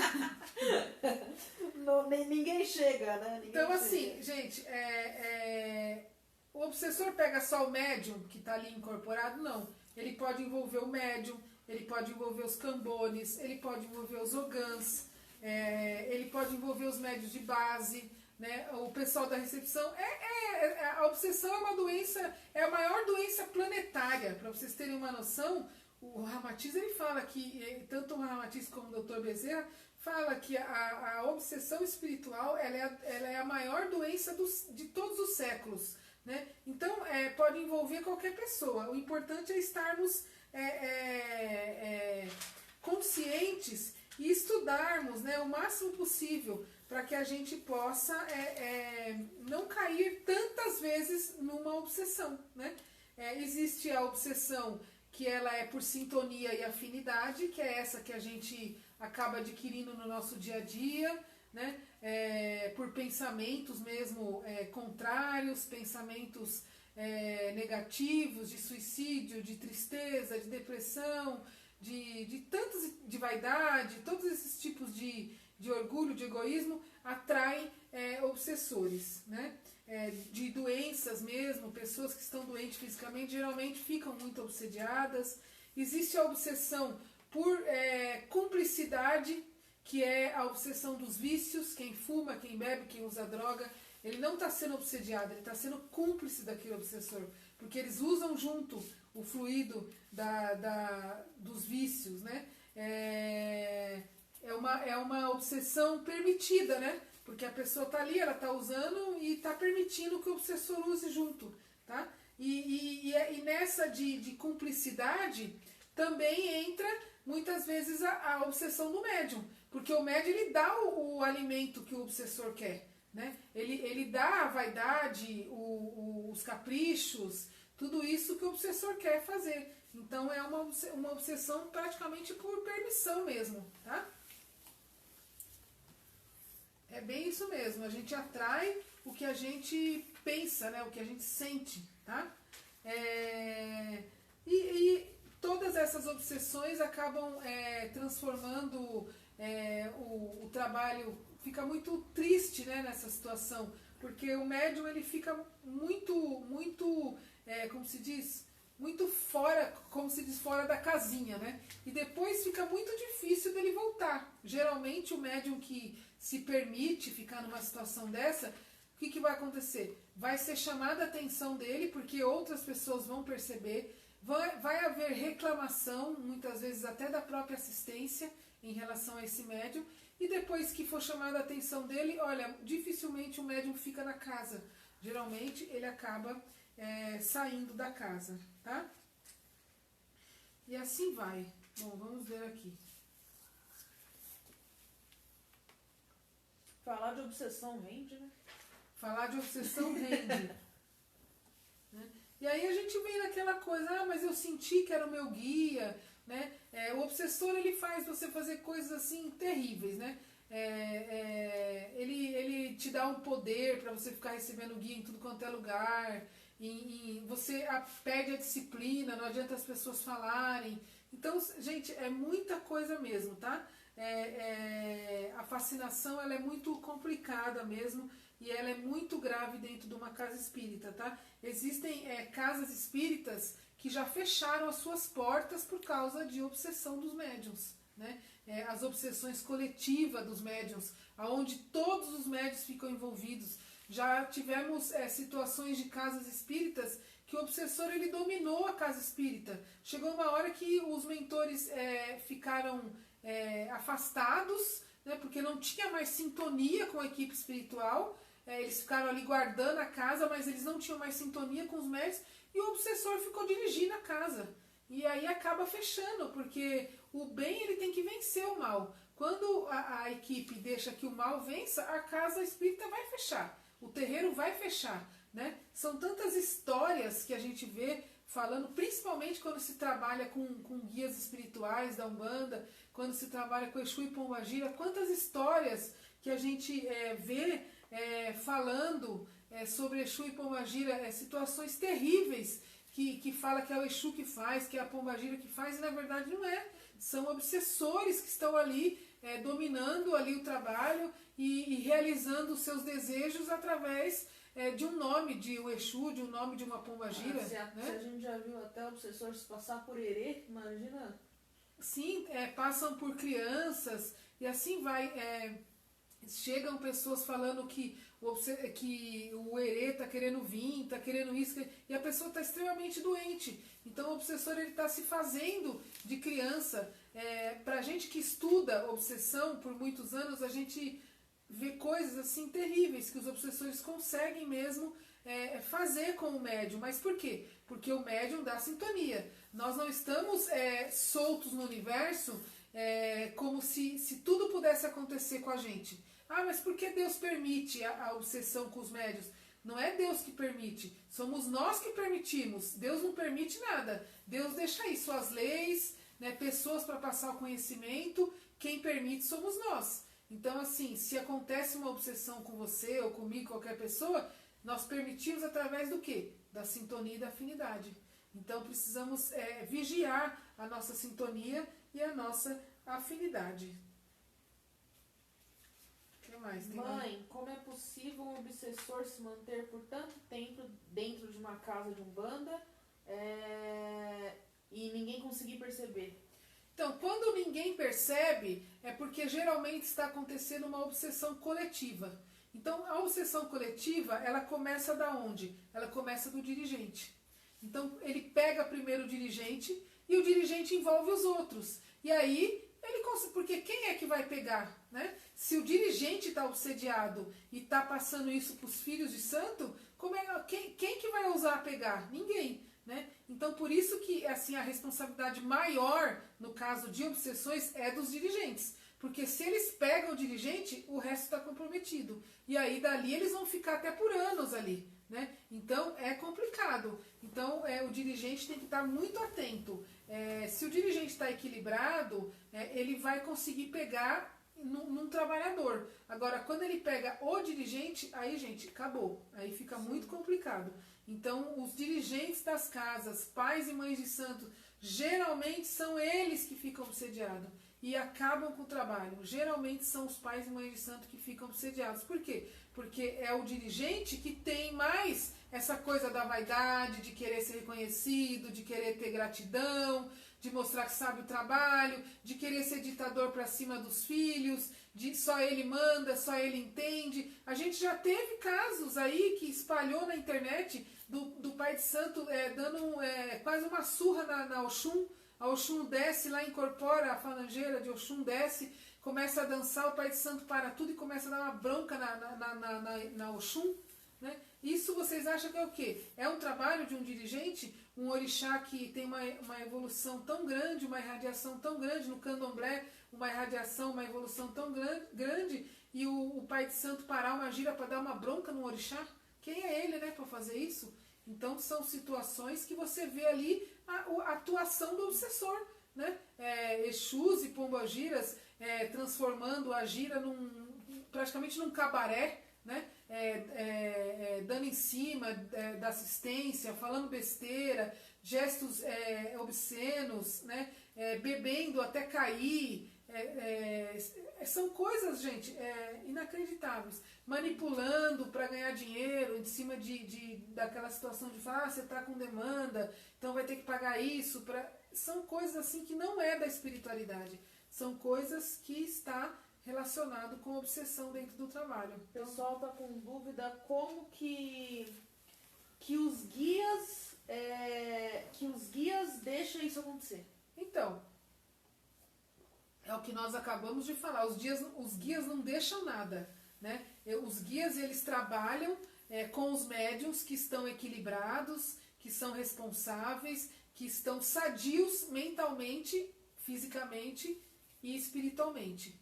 Então, como diz o Navarano é o mentor da nossa casa, ele falava assim, olha, a nossa ajuda, o nosso auxílio a vocês, ele para quando começa a brecha de vocês. Então o guia espiritual, ele só pode nos ajudar até onde começar nossas brechas. A partir do momento que a gente começa a dar abertura para nossas brechas, o guia espiritual não tem mais poder sobre nós. Então é aquela coisa, a partir do momento que a gente começa a pôr em prática as nossas brechas, as nossas imperfeições, o que o guia pode fazer? É livre-arbítrio. Né? Então, assim, o máximo que o guia espiritual, ele não tem como não permitir.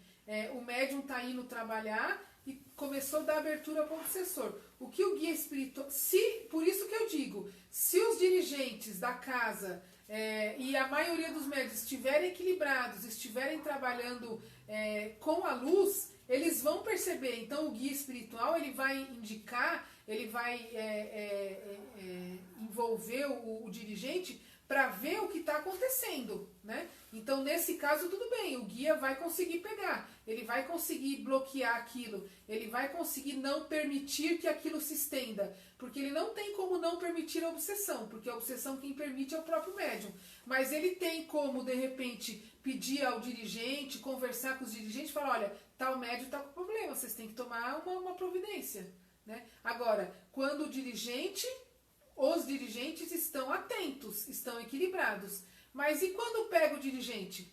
Aí acabou, né, gente? Se pegou o dirigente, ele nunca vai aceitar o que vem de um médium simples lá de falar, ó, o senhor está obsediado. Isso já é motivo para ele espantar o médium dali. Então, esse é o perigo. É isso que nós temos que ficar atentos para quem é dirigente. Pegou o dirigente, aí fica meio impossível realmente o obsessor tomar conta. Então, tem que estar atento, tá? Agora, o guia permitiu ou não já não é dele, porque é livre-arbítrio do médium. Mas o guia pode sim, ele pode tomar providências. Se ele está atento, se o médium dele está atento dos dirigentes, o guia espiritual ele pode chegar e chamar o médium e falar, olha, você está sendo obsediado, você precisa de tratamento, como a gente faz na nossa casa. Eu acredito que em todas as casas acontece isso. Se vocês são dirigentes e percebem que o trabalhador está dando problema, está sendo obsediado, vocês têm a obrigação de chamar e conversar com o trabalhador. Afastar o trabalhador, deixar ele fazer o tratamento dele, não precisa maltratar, não precisa expor o trabalhador, isso tem que ser feito no particular. A gente não pode também simplesmente, você vê que um trabalhador está obsediado, está dando problema, você para, gira, põe o trabalhador lá no meio, e pega o microfone e fala para todo mundo saber. Isso também já é uma maneira, já é um outro tipo de obsessão do dirigente. É um bullying praticamente dentro da gira. Não pode ser feito assim. Então o dirigente tem que chamar no particular, conversar educadamente com aquele médium, explicar o que está acontecendo e colocar o médium em tratamento. Se o médium aceitar, ele vai fazer o tratamento e depois vai voltar a trabalhar na nossa casa faz isso. Agora, se o médium não aceitar, aí ele vai embora, né? E aí a gente não pode fazer nada, tá? Então, assim, para evitar também que médiums toda hora fiquem indo embora, porque toda hora tem médium obsediado, né? Toda hora a gente está obsediado. O que nós fazemos na nossa casa? A gente, nos nossos cursos, a gente já coloca essa educação, né? A gente já educa o nosso médium a saber que se ele estiver dando problema, a gente vai chamar ele e vai conversar. E vai colocar ele naquilo que ele precisa fazer. Sim. Seja o dirigente, porque dirigente tem 2, 3. Nunca na nossa casa a gente nunca tem um dirigente só, né? Dentro do nosso trabalho de gira são 3 dirigentes. Os grupos lá em cima é 2, 3 dirigentes. Então, se o problema está com um dirigente, o outro dirigente pode resolver e afastar aquele dirigente. Eu ia falar isso agora, né? sabia? Por isso que é importante ter mais de um Mais de um dirigente. dirigente. Quando tem um pai de santo só, uma mãe de santo só, e é aquilo ali, ela é a autoridade geral da casa, fica mais complicado trabalhar. Fica mais difícil, porque aí ele é a autoridade total, só ele tem a palavra e o que ele disser tá feito. Se ele for obsediado, a casa fecha. Né? Então é importante a gente dividir com mais dirigentes, né?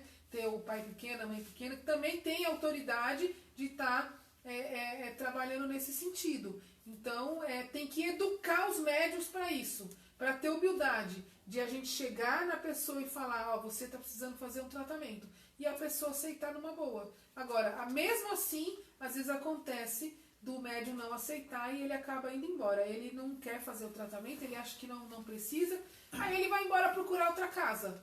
Aí na outra casa ele vai dar o mesmo tipo de trabalho. Aí é aquela situação de médiuns que não param em casa nenhuma. Eles não param em casa nenhuma. Fica pulando a vida inteira de casa em casa. Por quê? Porque não tem humildade de saber que precisa mudar suas atitudes. Mas Né? aí vai ele, o obsessor, pra outra casa. Aí leva o obsessor para outra casa e aí fica complicado, né? Porque se você não muda a sua atitude, você vai muitas vezes fazer o tratamento, o obsessor vai ser recolhido e você vai mudar de obsessor. Porque se você não muda o seu comportamento, você vai só trocar de obsessor, tá? Ó, tá rolando aqui o grupo do pessoal que já pegou atestado do seu meia-noite. Ó, na nossa casa a gente brinca que os guias dão atestado, né? Então, quando o médium tá com problema, o guia chama, né? Ou o meu, ou o seu meia-noite é meu Exu. Ou o Marabô, que é o do Toninho, ou o Zé da Marília, chama também, né? Os guias dirigentes. E eles afastam o trabalhador, falam, você está precisando de tratamento. E aí inventaram que era atestado, né? E aí os espíritos dão atestado, o médium na minha casa fica 1 mês fora, se tratando. Então a gente tem um dia especial da semana que é tratamento só para os trabalhadores. Né? São 3 grupos montados para atender só trabalhador, de cirurgia, de apometria e de portal. Esses trabalhadores vão passar por esses 3 tratamentos que já vai dar mais ou menos 1 mês. Depois, se ele estiver bem, ele pode voltar. E aí a gente brinca que está de atestado, né? A gente pega o atestado de 1 mês, fica afastado, às vezes precisa entrar na caixa, ou às vezes não. Aí ele volta, né, depois de 1 mês. E volta geralmente muito bem. Os trabalhadores, a maioria não liga, a maioria até gosta de pegar um atestado de vez em quando, né? Desde que a gente faça isso tudo com muito amor, muito carinho, que é o que a gente tem feito, né? Lá na nossa casa. A gente teve problemas no início com isso. Hoje em dia, aliás, a gente tinha alguns trabalhadores com atestado, quando entrou a quarentena, né? Agora eles ficaram de atestado. Atestado eterno, né? O atestado de quem estava de atestado tá durando, hein? Aproveitem, viu? Porque depois a gente vai trabalhar pra caramba, viu? Aproveitem. Bom, Tem uns que não deu tempo de pegar o atestado ainda. Tem uns que escapou, vai pegar o atestado quando voltar, e assim vai. Até eu que sou dirigente já peguei atestado, Toninho já pegou, Marília já pegou, a Lu já pegou. Ixi, gente, isso aí é normal. Nós somos seres humanos, somos encarnados, temos muitos problemas, temos muitos perseguidores espirituais. A gente já passou por mais de 70 mil encarnações, a gente foi deixando espíritos aí abalados, tristes, revoltados com a gente. Esses inimigos espirituais encontram a gente, formulam vingança e eles aproveitam esses momentos, né, para se vingar da gente, para perturbar mesmo, ou são perturbadores da casa. Uma casa espírita, para quem tem visão, para quem tem evidência, quando você sai na porta da casa espírita, tem diversos exércitos ali na porta da casa espírita, esperando para atacar, esperando para envolver, para atrapalhar o trabalho. Por quê? Todo mundo que faz o bem sofre de obsessão. A obsessão não é sinal de imperfeição e de involução, não é. É porque todo mundo que faz o bem sofre perseguição, sofre ataque, sofre obsessão, sofre vingança dos espíritos. Isso é normal, tanto de encarnados como desencarnados, tá? Todos os missionários que passaram pelo planeta Terra sofreram perseguição. Tanto que a maioria foi executado, foi assassinado. Por quê? É complicado, né? Sofrem perseguição, foram queimados, foram crucificados. Hoje a gente só sofre obsessão, né? A gente só passa umas vergonhas de vez em quando. A gente já não vai mais para a fogueira, a gente já não vai mais para a cruz, né? Mas a gente ainda continua sofrendo obsessão. Olha, se até Jesus ganhou um atestado no deserto, quem somos nós? Jesus foi testado, né, no deserto, foi crucificado também, perseguido, né? Tanto por obsessor. Ele não dava brecha, mas ele era muito perseguido, né? E quem somos nós para não ser, né? O seu Toninho tá falando que a baiana não é muito boa de atestado. Seu meia-noite melhor. A baiana não dá muito atestado? Eu saí de uma casa porque o pai de santo amarrava os filhos no portão e dava chute nos médiums. Meu Deus, gente, quem isso tá é falando crime. Isso? Tem que denunciar esse pai de santo, não é? Quem que tá falando isso? Márcia Souza. Pois é, Márcia. Então, você acha que isso é o quê? É um trabalho de uma pessoa que quando foi reencarnar, né? Que nós, dirigentes de uma casa espírita, não só da Umbanda, do Candomblé, dirigentes do kardecismo também, dirigentes de uma igreja, qualquer que seja aí uma coisa religiosa, você acha que quando a gente vai reencarnar, nós somos chamados no departamento de reencarnação e é passado para nós o que nós vamos passar aqui. Ó, vocês vão ser pai de santo lá e vão passar isso, isso e isso. Vocês aceitam essa tarefa? É assim que é feito o nosso planejamento reencarnatório. Ninguém reencarna aqui de alegre, não, com bobeira, né? A gente vem com uma lista de coisas que a gente vai ter que fazer, né? E a gente vê por aí, né? Que a pessoa que tem uma tarefa, uma missão de levar uma casa à frente e se deixar passar por uma situação dessa, isso é tortura, isso é agressão, esse pai de santo deveria ser denunciado, não pode, né? E o pior, faz isso falando que é o guia espiritual, né? Que é o Exu, que é o caboclo, né? Já vi muita gente falando que apanhou de caboclo. Gente, é umas coisas assim terríveis. Para quem é leigo, está indo conhecer um trabalho, como que ele pode avaliar um trabalho se não Pois está passando por um processo obsessivo aquela casa? Então, aí chega lá uma pessoa nova no terreiro, vê uma coisa dessa, ou ela vai achar que aquilo é o certo da Umbanda e do Candomblé, que geralmente é Umbanda e Candomblé que faz isso, aí ela vai idolatrar ele porque vai achar que aquilo é o certo, né? Não, ali no terreiro que é forte, porque o pai de santo bate mesmo, apanha de... Né, os médios andam na linha porque os guias batem nos médios, né? Ou ele vai pegar um trauma daquela religião e aí a gente reclama, né? Quando os evangélicos falam que nossa religião tem demônio, que a gente faz macumba pros outros, faz mal pros outros. Quem na verdade fala isso para os evangélicos? É o próprio umbandista que pega trauma, a própria pessoa que vai no candomblé que vê uma coisa dessa, nunca mais quer saber dessas religiões, porque acha um horror, aí vai para uma igreja, vai lá e vai contar o que ele viu, e aí o pastor vai falar o quê? Era o demônio que estava lá batendo nele, né? Então somos nós mesmos que degradamos a nossa religião com esse tipo de atitude dos pais de santo. Isso é lamentável, gente. É lamentável. É lamentável. O Léo tá pedindo para essa moda não pegar no céu.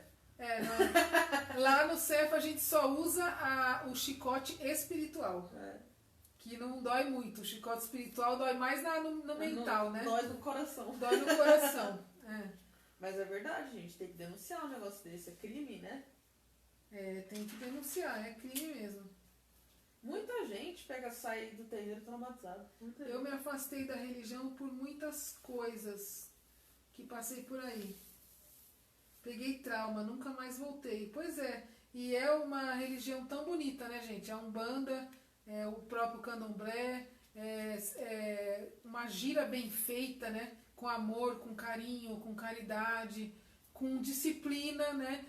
A disciplina não quer dizer violência, né? Porque você ter amor, ter carinho, ter caridade não significa também que é uma bagunça a gira. Não é uma bagunça, né? É muito bonito se ver. As pessoas vão lá, não é porque é a nossa casa, mas as pessoas vão lá, assistem, vê a gente lá cantar, os guias chegarem, os orixás, as pessoas choram de emoção, porque é muito bonito mesmo. Uma gira bem feita é muito bonito e muito marcante. Geralmente quem chega numa casa de umbanda ou candomblé que tem uma gira bonita, bem feita, com caridade, amor, disciplina, ela simplesmente se apaixona pela religião, por essa religião. Ela é apaixonante mesmo. Sim.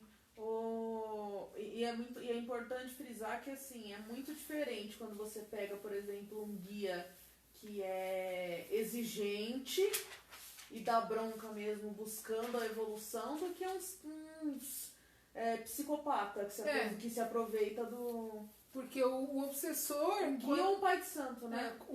E às vezes o pai de santo, a mãe de santo, ele não precisa nem do obsessor para ser assim, tá, gente? A gente está falando muito em obsessor, porque a gente quis falar sobre a obsessão de desencarnados para encarnados, mas quando a pessoa é assim, sem caráter, e ela está à frente de uma casa espiritualista, muitas vezes ela é pior do que o obsessor.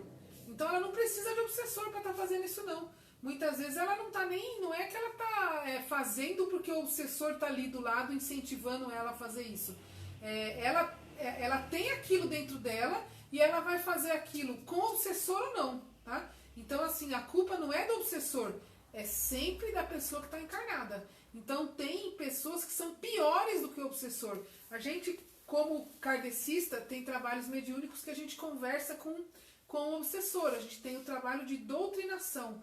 Então, a gente já conversou, passou vários anos. Hoje eu já não faço muito mais esse trabalho, mas porque a gente trabalha muito com transporte dentro do quadrado. Então, não precisa ter a conversa, né? Eles passam, recebem o choque anímico e vão embora. A gente não conversa. Mas dentro dos grupos mediúnicos que ainda tem na nossa casa, porque enquanto está tendo trabalho de gira no salão, as salas lá em cima tem 3, 4 grupos trabalhando com obsessores. Os médicos estão recebendo os obsessores da assistência, estão conversando com eles, doutrinando. Então é um trabalho gigantesco o nosso trabalho de sexta-feira. E por muitas situações eu já recebi obsessores falando, olha, me desligue daquela pessoa, porque ela é muito pior do que eu. Ela é mais ruim do que eu, ela é pior do que eu, ela tem mais vícios do que eu e eu não aguento mais ficar perto daquele encarnado.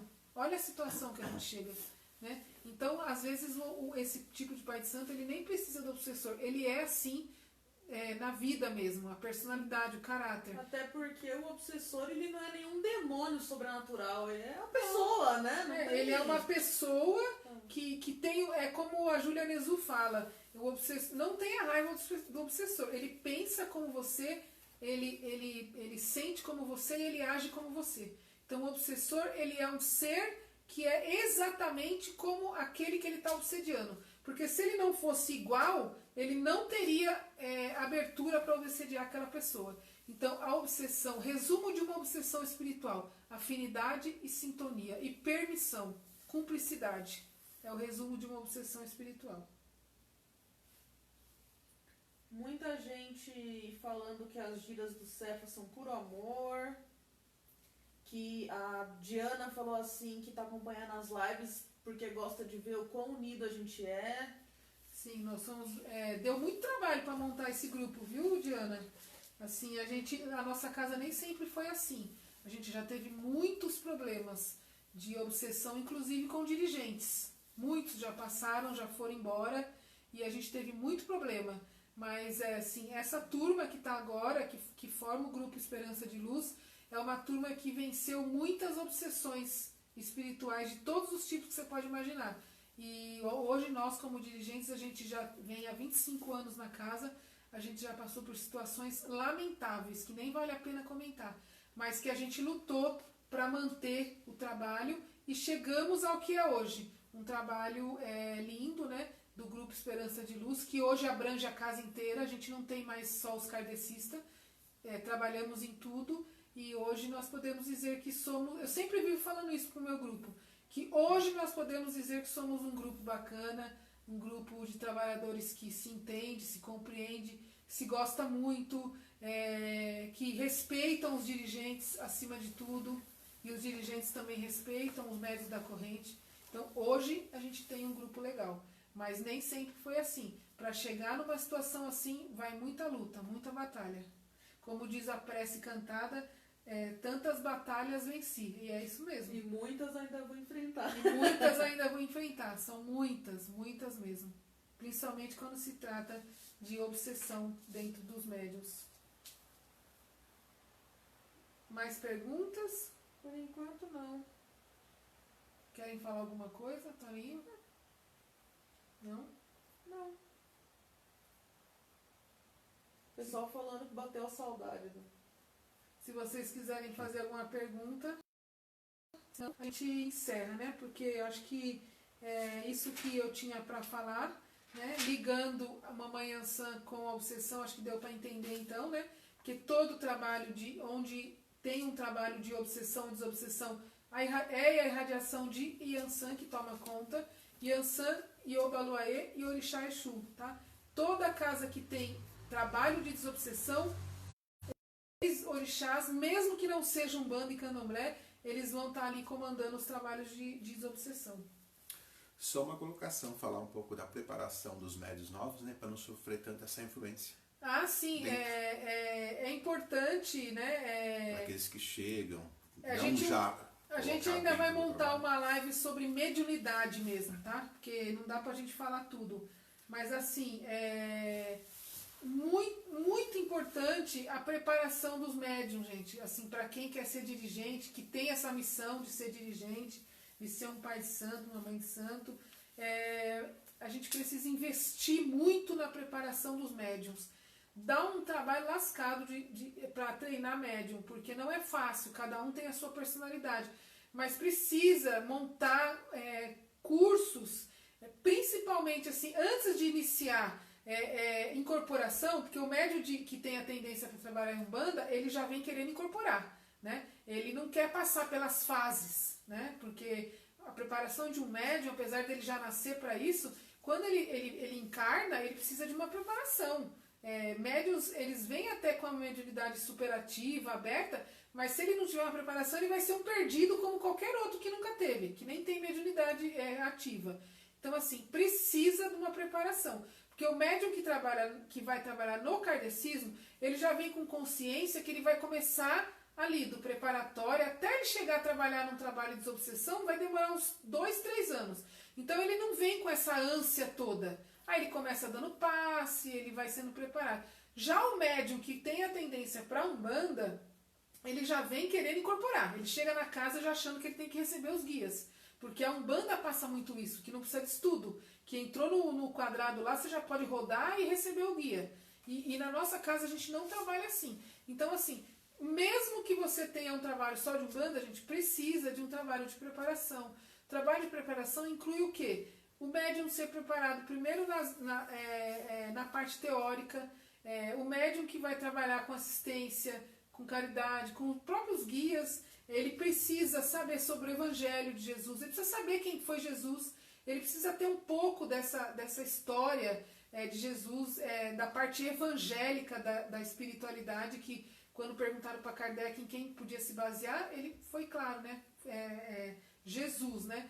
No caso da Umbanda, Oxalá, preparar essa parte evangélica do médium, para ele ter conhecimento dessa parte evangélica e da parte social, vamos colocar assim, né, de estudar sobre todas as leis divinas, tudo isso faz parte da preparação, porque tudo isso você vai usar quando você for atender a pessoa vai trazer várias situações, casamento, suicídio, aborto, separação, depressão, doença. Tudo isso vai ser trazido...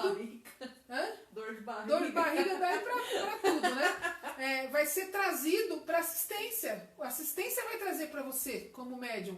E aí, você não pode depender só do guia. Você tem que ter um conhecimento para ser parceiro desse guia. Então você precisa ter, sim, o estudo da parte teórica, da vida no geral. Não é só do kardecismo, mas da vida no geral. Né? O que é casamento, o que é suicídio, tudo isso, né? Baseado nas leis de Deus e no Evangelho de Jesus e nos evangelhos no geral, dos orixás, de tudo, né? Das outras religiões, Buda, tudo que a gente precisa, tá?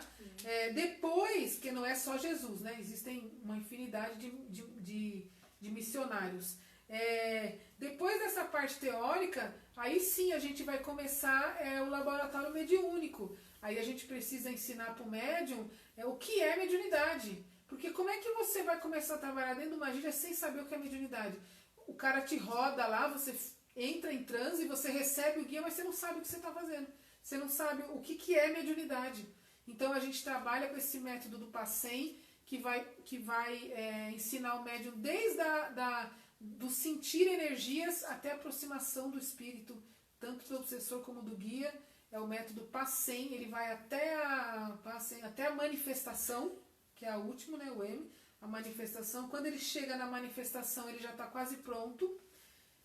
Aí depois ele vai ter um ano que ele vai trabalhar só com obsessão e desobsessão. Ele vai trabalhar o ano inteiro recebendo o obsessor, porque ele precisa aprender para saber diferenciar as energias. Quando o assistido chegar na sua frente, que você tiver incorporado, o cara tá com um baita de um chefe das trevas e você não sabe o que fazer. Então você vai trabalhar de parceria com o seu guia, você vai saber fazer um transporte, você vai saber direcionar, você vai saber muitas vezes conversar com o próprio obsessor, porque o assistido ele entra ali no quadrado, ele recebe o obsessor, e aí você vai ter que saber conversar com ele, tá? Aí vai aprender a trabalhar na cirurgia, apometria, portal. Depois é que vai ser oferecido o treinamento da Umbanda. Aí a gente faz o treinamento, aí já parte para a parte prática mesmo. Aí sim ele vai começar a incorporar o orixá, vai conhecer os guias vão dar os nomes, e aí ele vai ser posto para trabalhar. Mas, gente, até chegar o médium lá no quadrado, ou lá no grupo de desobsessão, é um longo caminho. Na nossa casa a gente ainda tentou diminuir. Na minha época que eu estudei, era 7 a 8 anos de estudo para chegar no grupo de desobsessão. Hoje, na nossa casa, a gente diminuiu para 3 anos, né? Então, precisa ter a preparação. Médium despreparado dá muito trabalho e vai ter muito trabalho, tá? É isso? É isso. Mari, toca uma música pra nós. Ah, Jesus. Não caiam não caiam na armadilha, né, de propagandas enganosas mediúnicas. Se formar na Umbanda em um mês, você paga lá R$100 e você se forma na Umbanda por um mês você já é médium de Umbanda, você já é pai de santo, médium que chega lá no terreiro, daqui um mês você já vai estar com todos os nomes dos seus guias. Gente, isso não acontece. Trabalho de preparação é muito longo, tá? Não é assim não. Não caiam nessas armadilhas, principalmente em cursos pagos. Você pode até fazer e pagar para ter o conhecimento, mas quando se trata de trabalhar numa casa, aí precisa haver afinidade, sintonia com a casa, com o grupo, com os dirigentes, com a própria espiritualidade da casa. A sua espiritualidade precisa aceitar aquela casa. Você não vai enfiar a sua espiritualidade em qualquer lugar, né? Você não vai pagar lá e vai enfiar a sua espiritualidade lá para trabalhar. Porque os guias, eles escolhem a casa que eles querem, né? Você pode escolher uma, mas eles querem outra de repente. Então eles vão te encaminhar para o lugar que eles querem trabalhar, que eles estão aptos a trabalhar, que eles vão ter afinidade para trabalhar. Então eles vão te direcionar para um lugar bom aonde você vai poder trabalhar, tá? E se eles acharem que você não deve ficar naquela casa, eles vão te falar, não vamos ficar aqui. Se você quer ficar por sua conta, nós estamos indo embora. Isso aconteceu comigo e com tantos outros trabalhadores. O guia precisa permitir que você trabalhe com ele, porque afinal de contas é ele que vai estar vindo ali e vai estar levando o trabalho, então ele precisa permitir, ele precisa ter autoridade sobre isso. Mais alguma coisa? Gente, eu não posso tocar atabaque agora, porque senão o psiu me pega. Primeiro que a gente já passou da hora de tocar atabaque, e segundo que a Marília está recém-operada, ela não pode fazer força no atabaque, tá, gente? Então vai demorar um pouco para ela tocar atabaque. Não, a médica me liberou pra tocar tabaco. Mas o psil me pega. Agora já não é mais. Vocês acreditam, gente, que eu tive a pachorra de perguntar pra médica se eu podia tocar tabaco? Ela falou, toca, ué. Nem se ela sabia que era. Ela pode tocar tabaco, mas é o horário, tá, gente? Nesse período que estamos sem giras, a sugestão, além de pensamentos positivos, que possamos nos guardar e defender das obsessões. Valério. Oi, Valério. Valério, o Kardec já dizia, né? Que a única maneira de você conseguir se defender de um espírito mau é se ligando a um espírito bom. Tá? Então, não tem outro meio que seja você manter o pensamento equilibrado, você manter o sentimento equilibrado, não se deixar levar, porque assim, nessa época de quarentena, tá muito fácil a gente cair numa obsessão, porque o tempo todo a gente está sendo bombardeado por notícias muito tristes, muito revoltantes, né? A gente está sendo bombardeado por energias muito pesadas, que está acontecendo essa transformação. Então a gente está sendo um alvo fácil para a obsessão nesse tempo de quarentena. A ociosidade, a falta de dinheiro, e fica em busca disso, em busca daquilo, e as notícias, e a doença, e o medo, né, e as necessidades. Então a gente está como um alvo fácil. Então a única maneira mesmo é como Kardec diz: quer se proteger do espírito mal, tem que se ligar ao espírito bom. Como se ligar ao espírito bom? Pensamentos, né? Não deixar se envolver tanto como a gente se deixa envolver em brigas e confusões de internet, mídia e política. Tentar manter o máximo de equilíbrio possível. Eu sei que é difícil, porque a gente se envolve. Procurar manter os bons sentimentos, tá sempre se ligando, que nem essas lives, essas coisas que o pessoal está fazendo, é muito legal das religiões, né? Os próprios artistas, a gente se distrair um pouco, procurar mudar mesmo a sintonia, manter, quem já tem esse costume, tá mantendo as firmezas dentro de casa, né? Acender suas velinhas, tomar seus banhos de ervas sempre durante a semana, manter suas trunqueiras, quem tem as suas firmezas da esquerda sempre bem feitinha, né? E se manter assim em oração mesmo, é a única maneira, porque não tem outro caminho, não tem milagre, não tem, por exemplo, um trabalho que vai fazer na esquina, porque aí você vai estar protegido. Isso não existe. Manter fora de obsessão é pensamento, tá? As outras coisas que a gente faz, as firmezas, as oferendas, os banhos, são instrumentos, né, ferramentas que a espiritualidade nos dá para complementar, né, o nosso trabalho de pensamento. Mas dizer que isso vai nos livrar de obsessão, não vai. O que nos livra de obsessão é o bom pensamento e o bom sentimento. Acho que é isso, né? Sim, 2 horas de Yansan e obsessão. 2 horas de Yansan e obsessão. Bom, então é isso, gente. O povo aqui, todo mundo se conversando, né?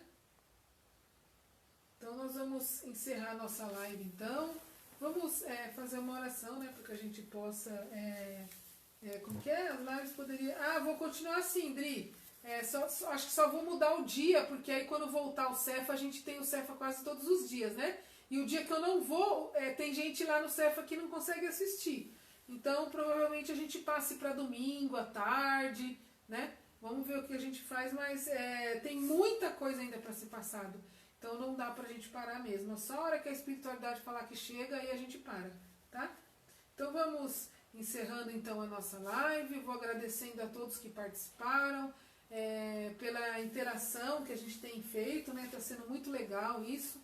Agradecendo mesmo de coração a todos vocês que estão assistindo, que estão participando. Muita gente falando pra mim que tá usando as lives para estudo. Isso para nós é muito gratificante, muito mesmo, isso é muito legal, né? E qualquer dúvida, sabe que podem me chamar aí na página, a gente responde, tá bom? Então nós vamos mais uma vez pedindo a Jesus que nos ampare, que nos envolva em amor, em paz, agradecendo a Deus, a Jesus, aos orixás por todo esse trabalho, aos guias espirituais, principalmente a Mamãe Yansan, ao Baloaê, E que nós possamos estar juntos, então, na nossa próxima quarta-feira, nossa próxima live. Certo? Que Deus abençoe a todos. Obrigada por tudo. Um abraço em cada um de vocês e que a gente possa sair dessa situação logo. Estão pedindo para tocar a oração de São Francisco. Oração de São Francisco? Então vamos Então cantar. vamos, vai. Nós vamos só cantar, tá? Ó, se eu esquecer a letra... Você vai esquecer a letra da oração de São Francisco? eu esqueço. Gente, faz 26 anos que que ela a gente canta a oração. canta. Então vamos encerrar, né, com a oração de São Francisco. Todo mundo canta junto. Vamos lá. Senhor, fazei-me instrumento de vossa paz. Onde houver ódio, que eu leve o amor. Onde houver ofensa, que eu leve o perdão. Onde houver discórdia, que eu leve a união. Onde houver dúvidas, que eu leve a fé. Onde houver erro, que eu leve a verdade. Onde houver desespero, que eu leve a esperança.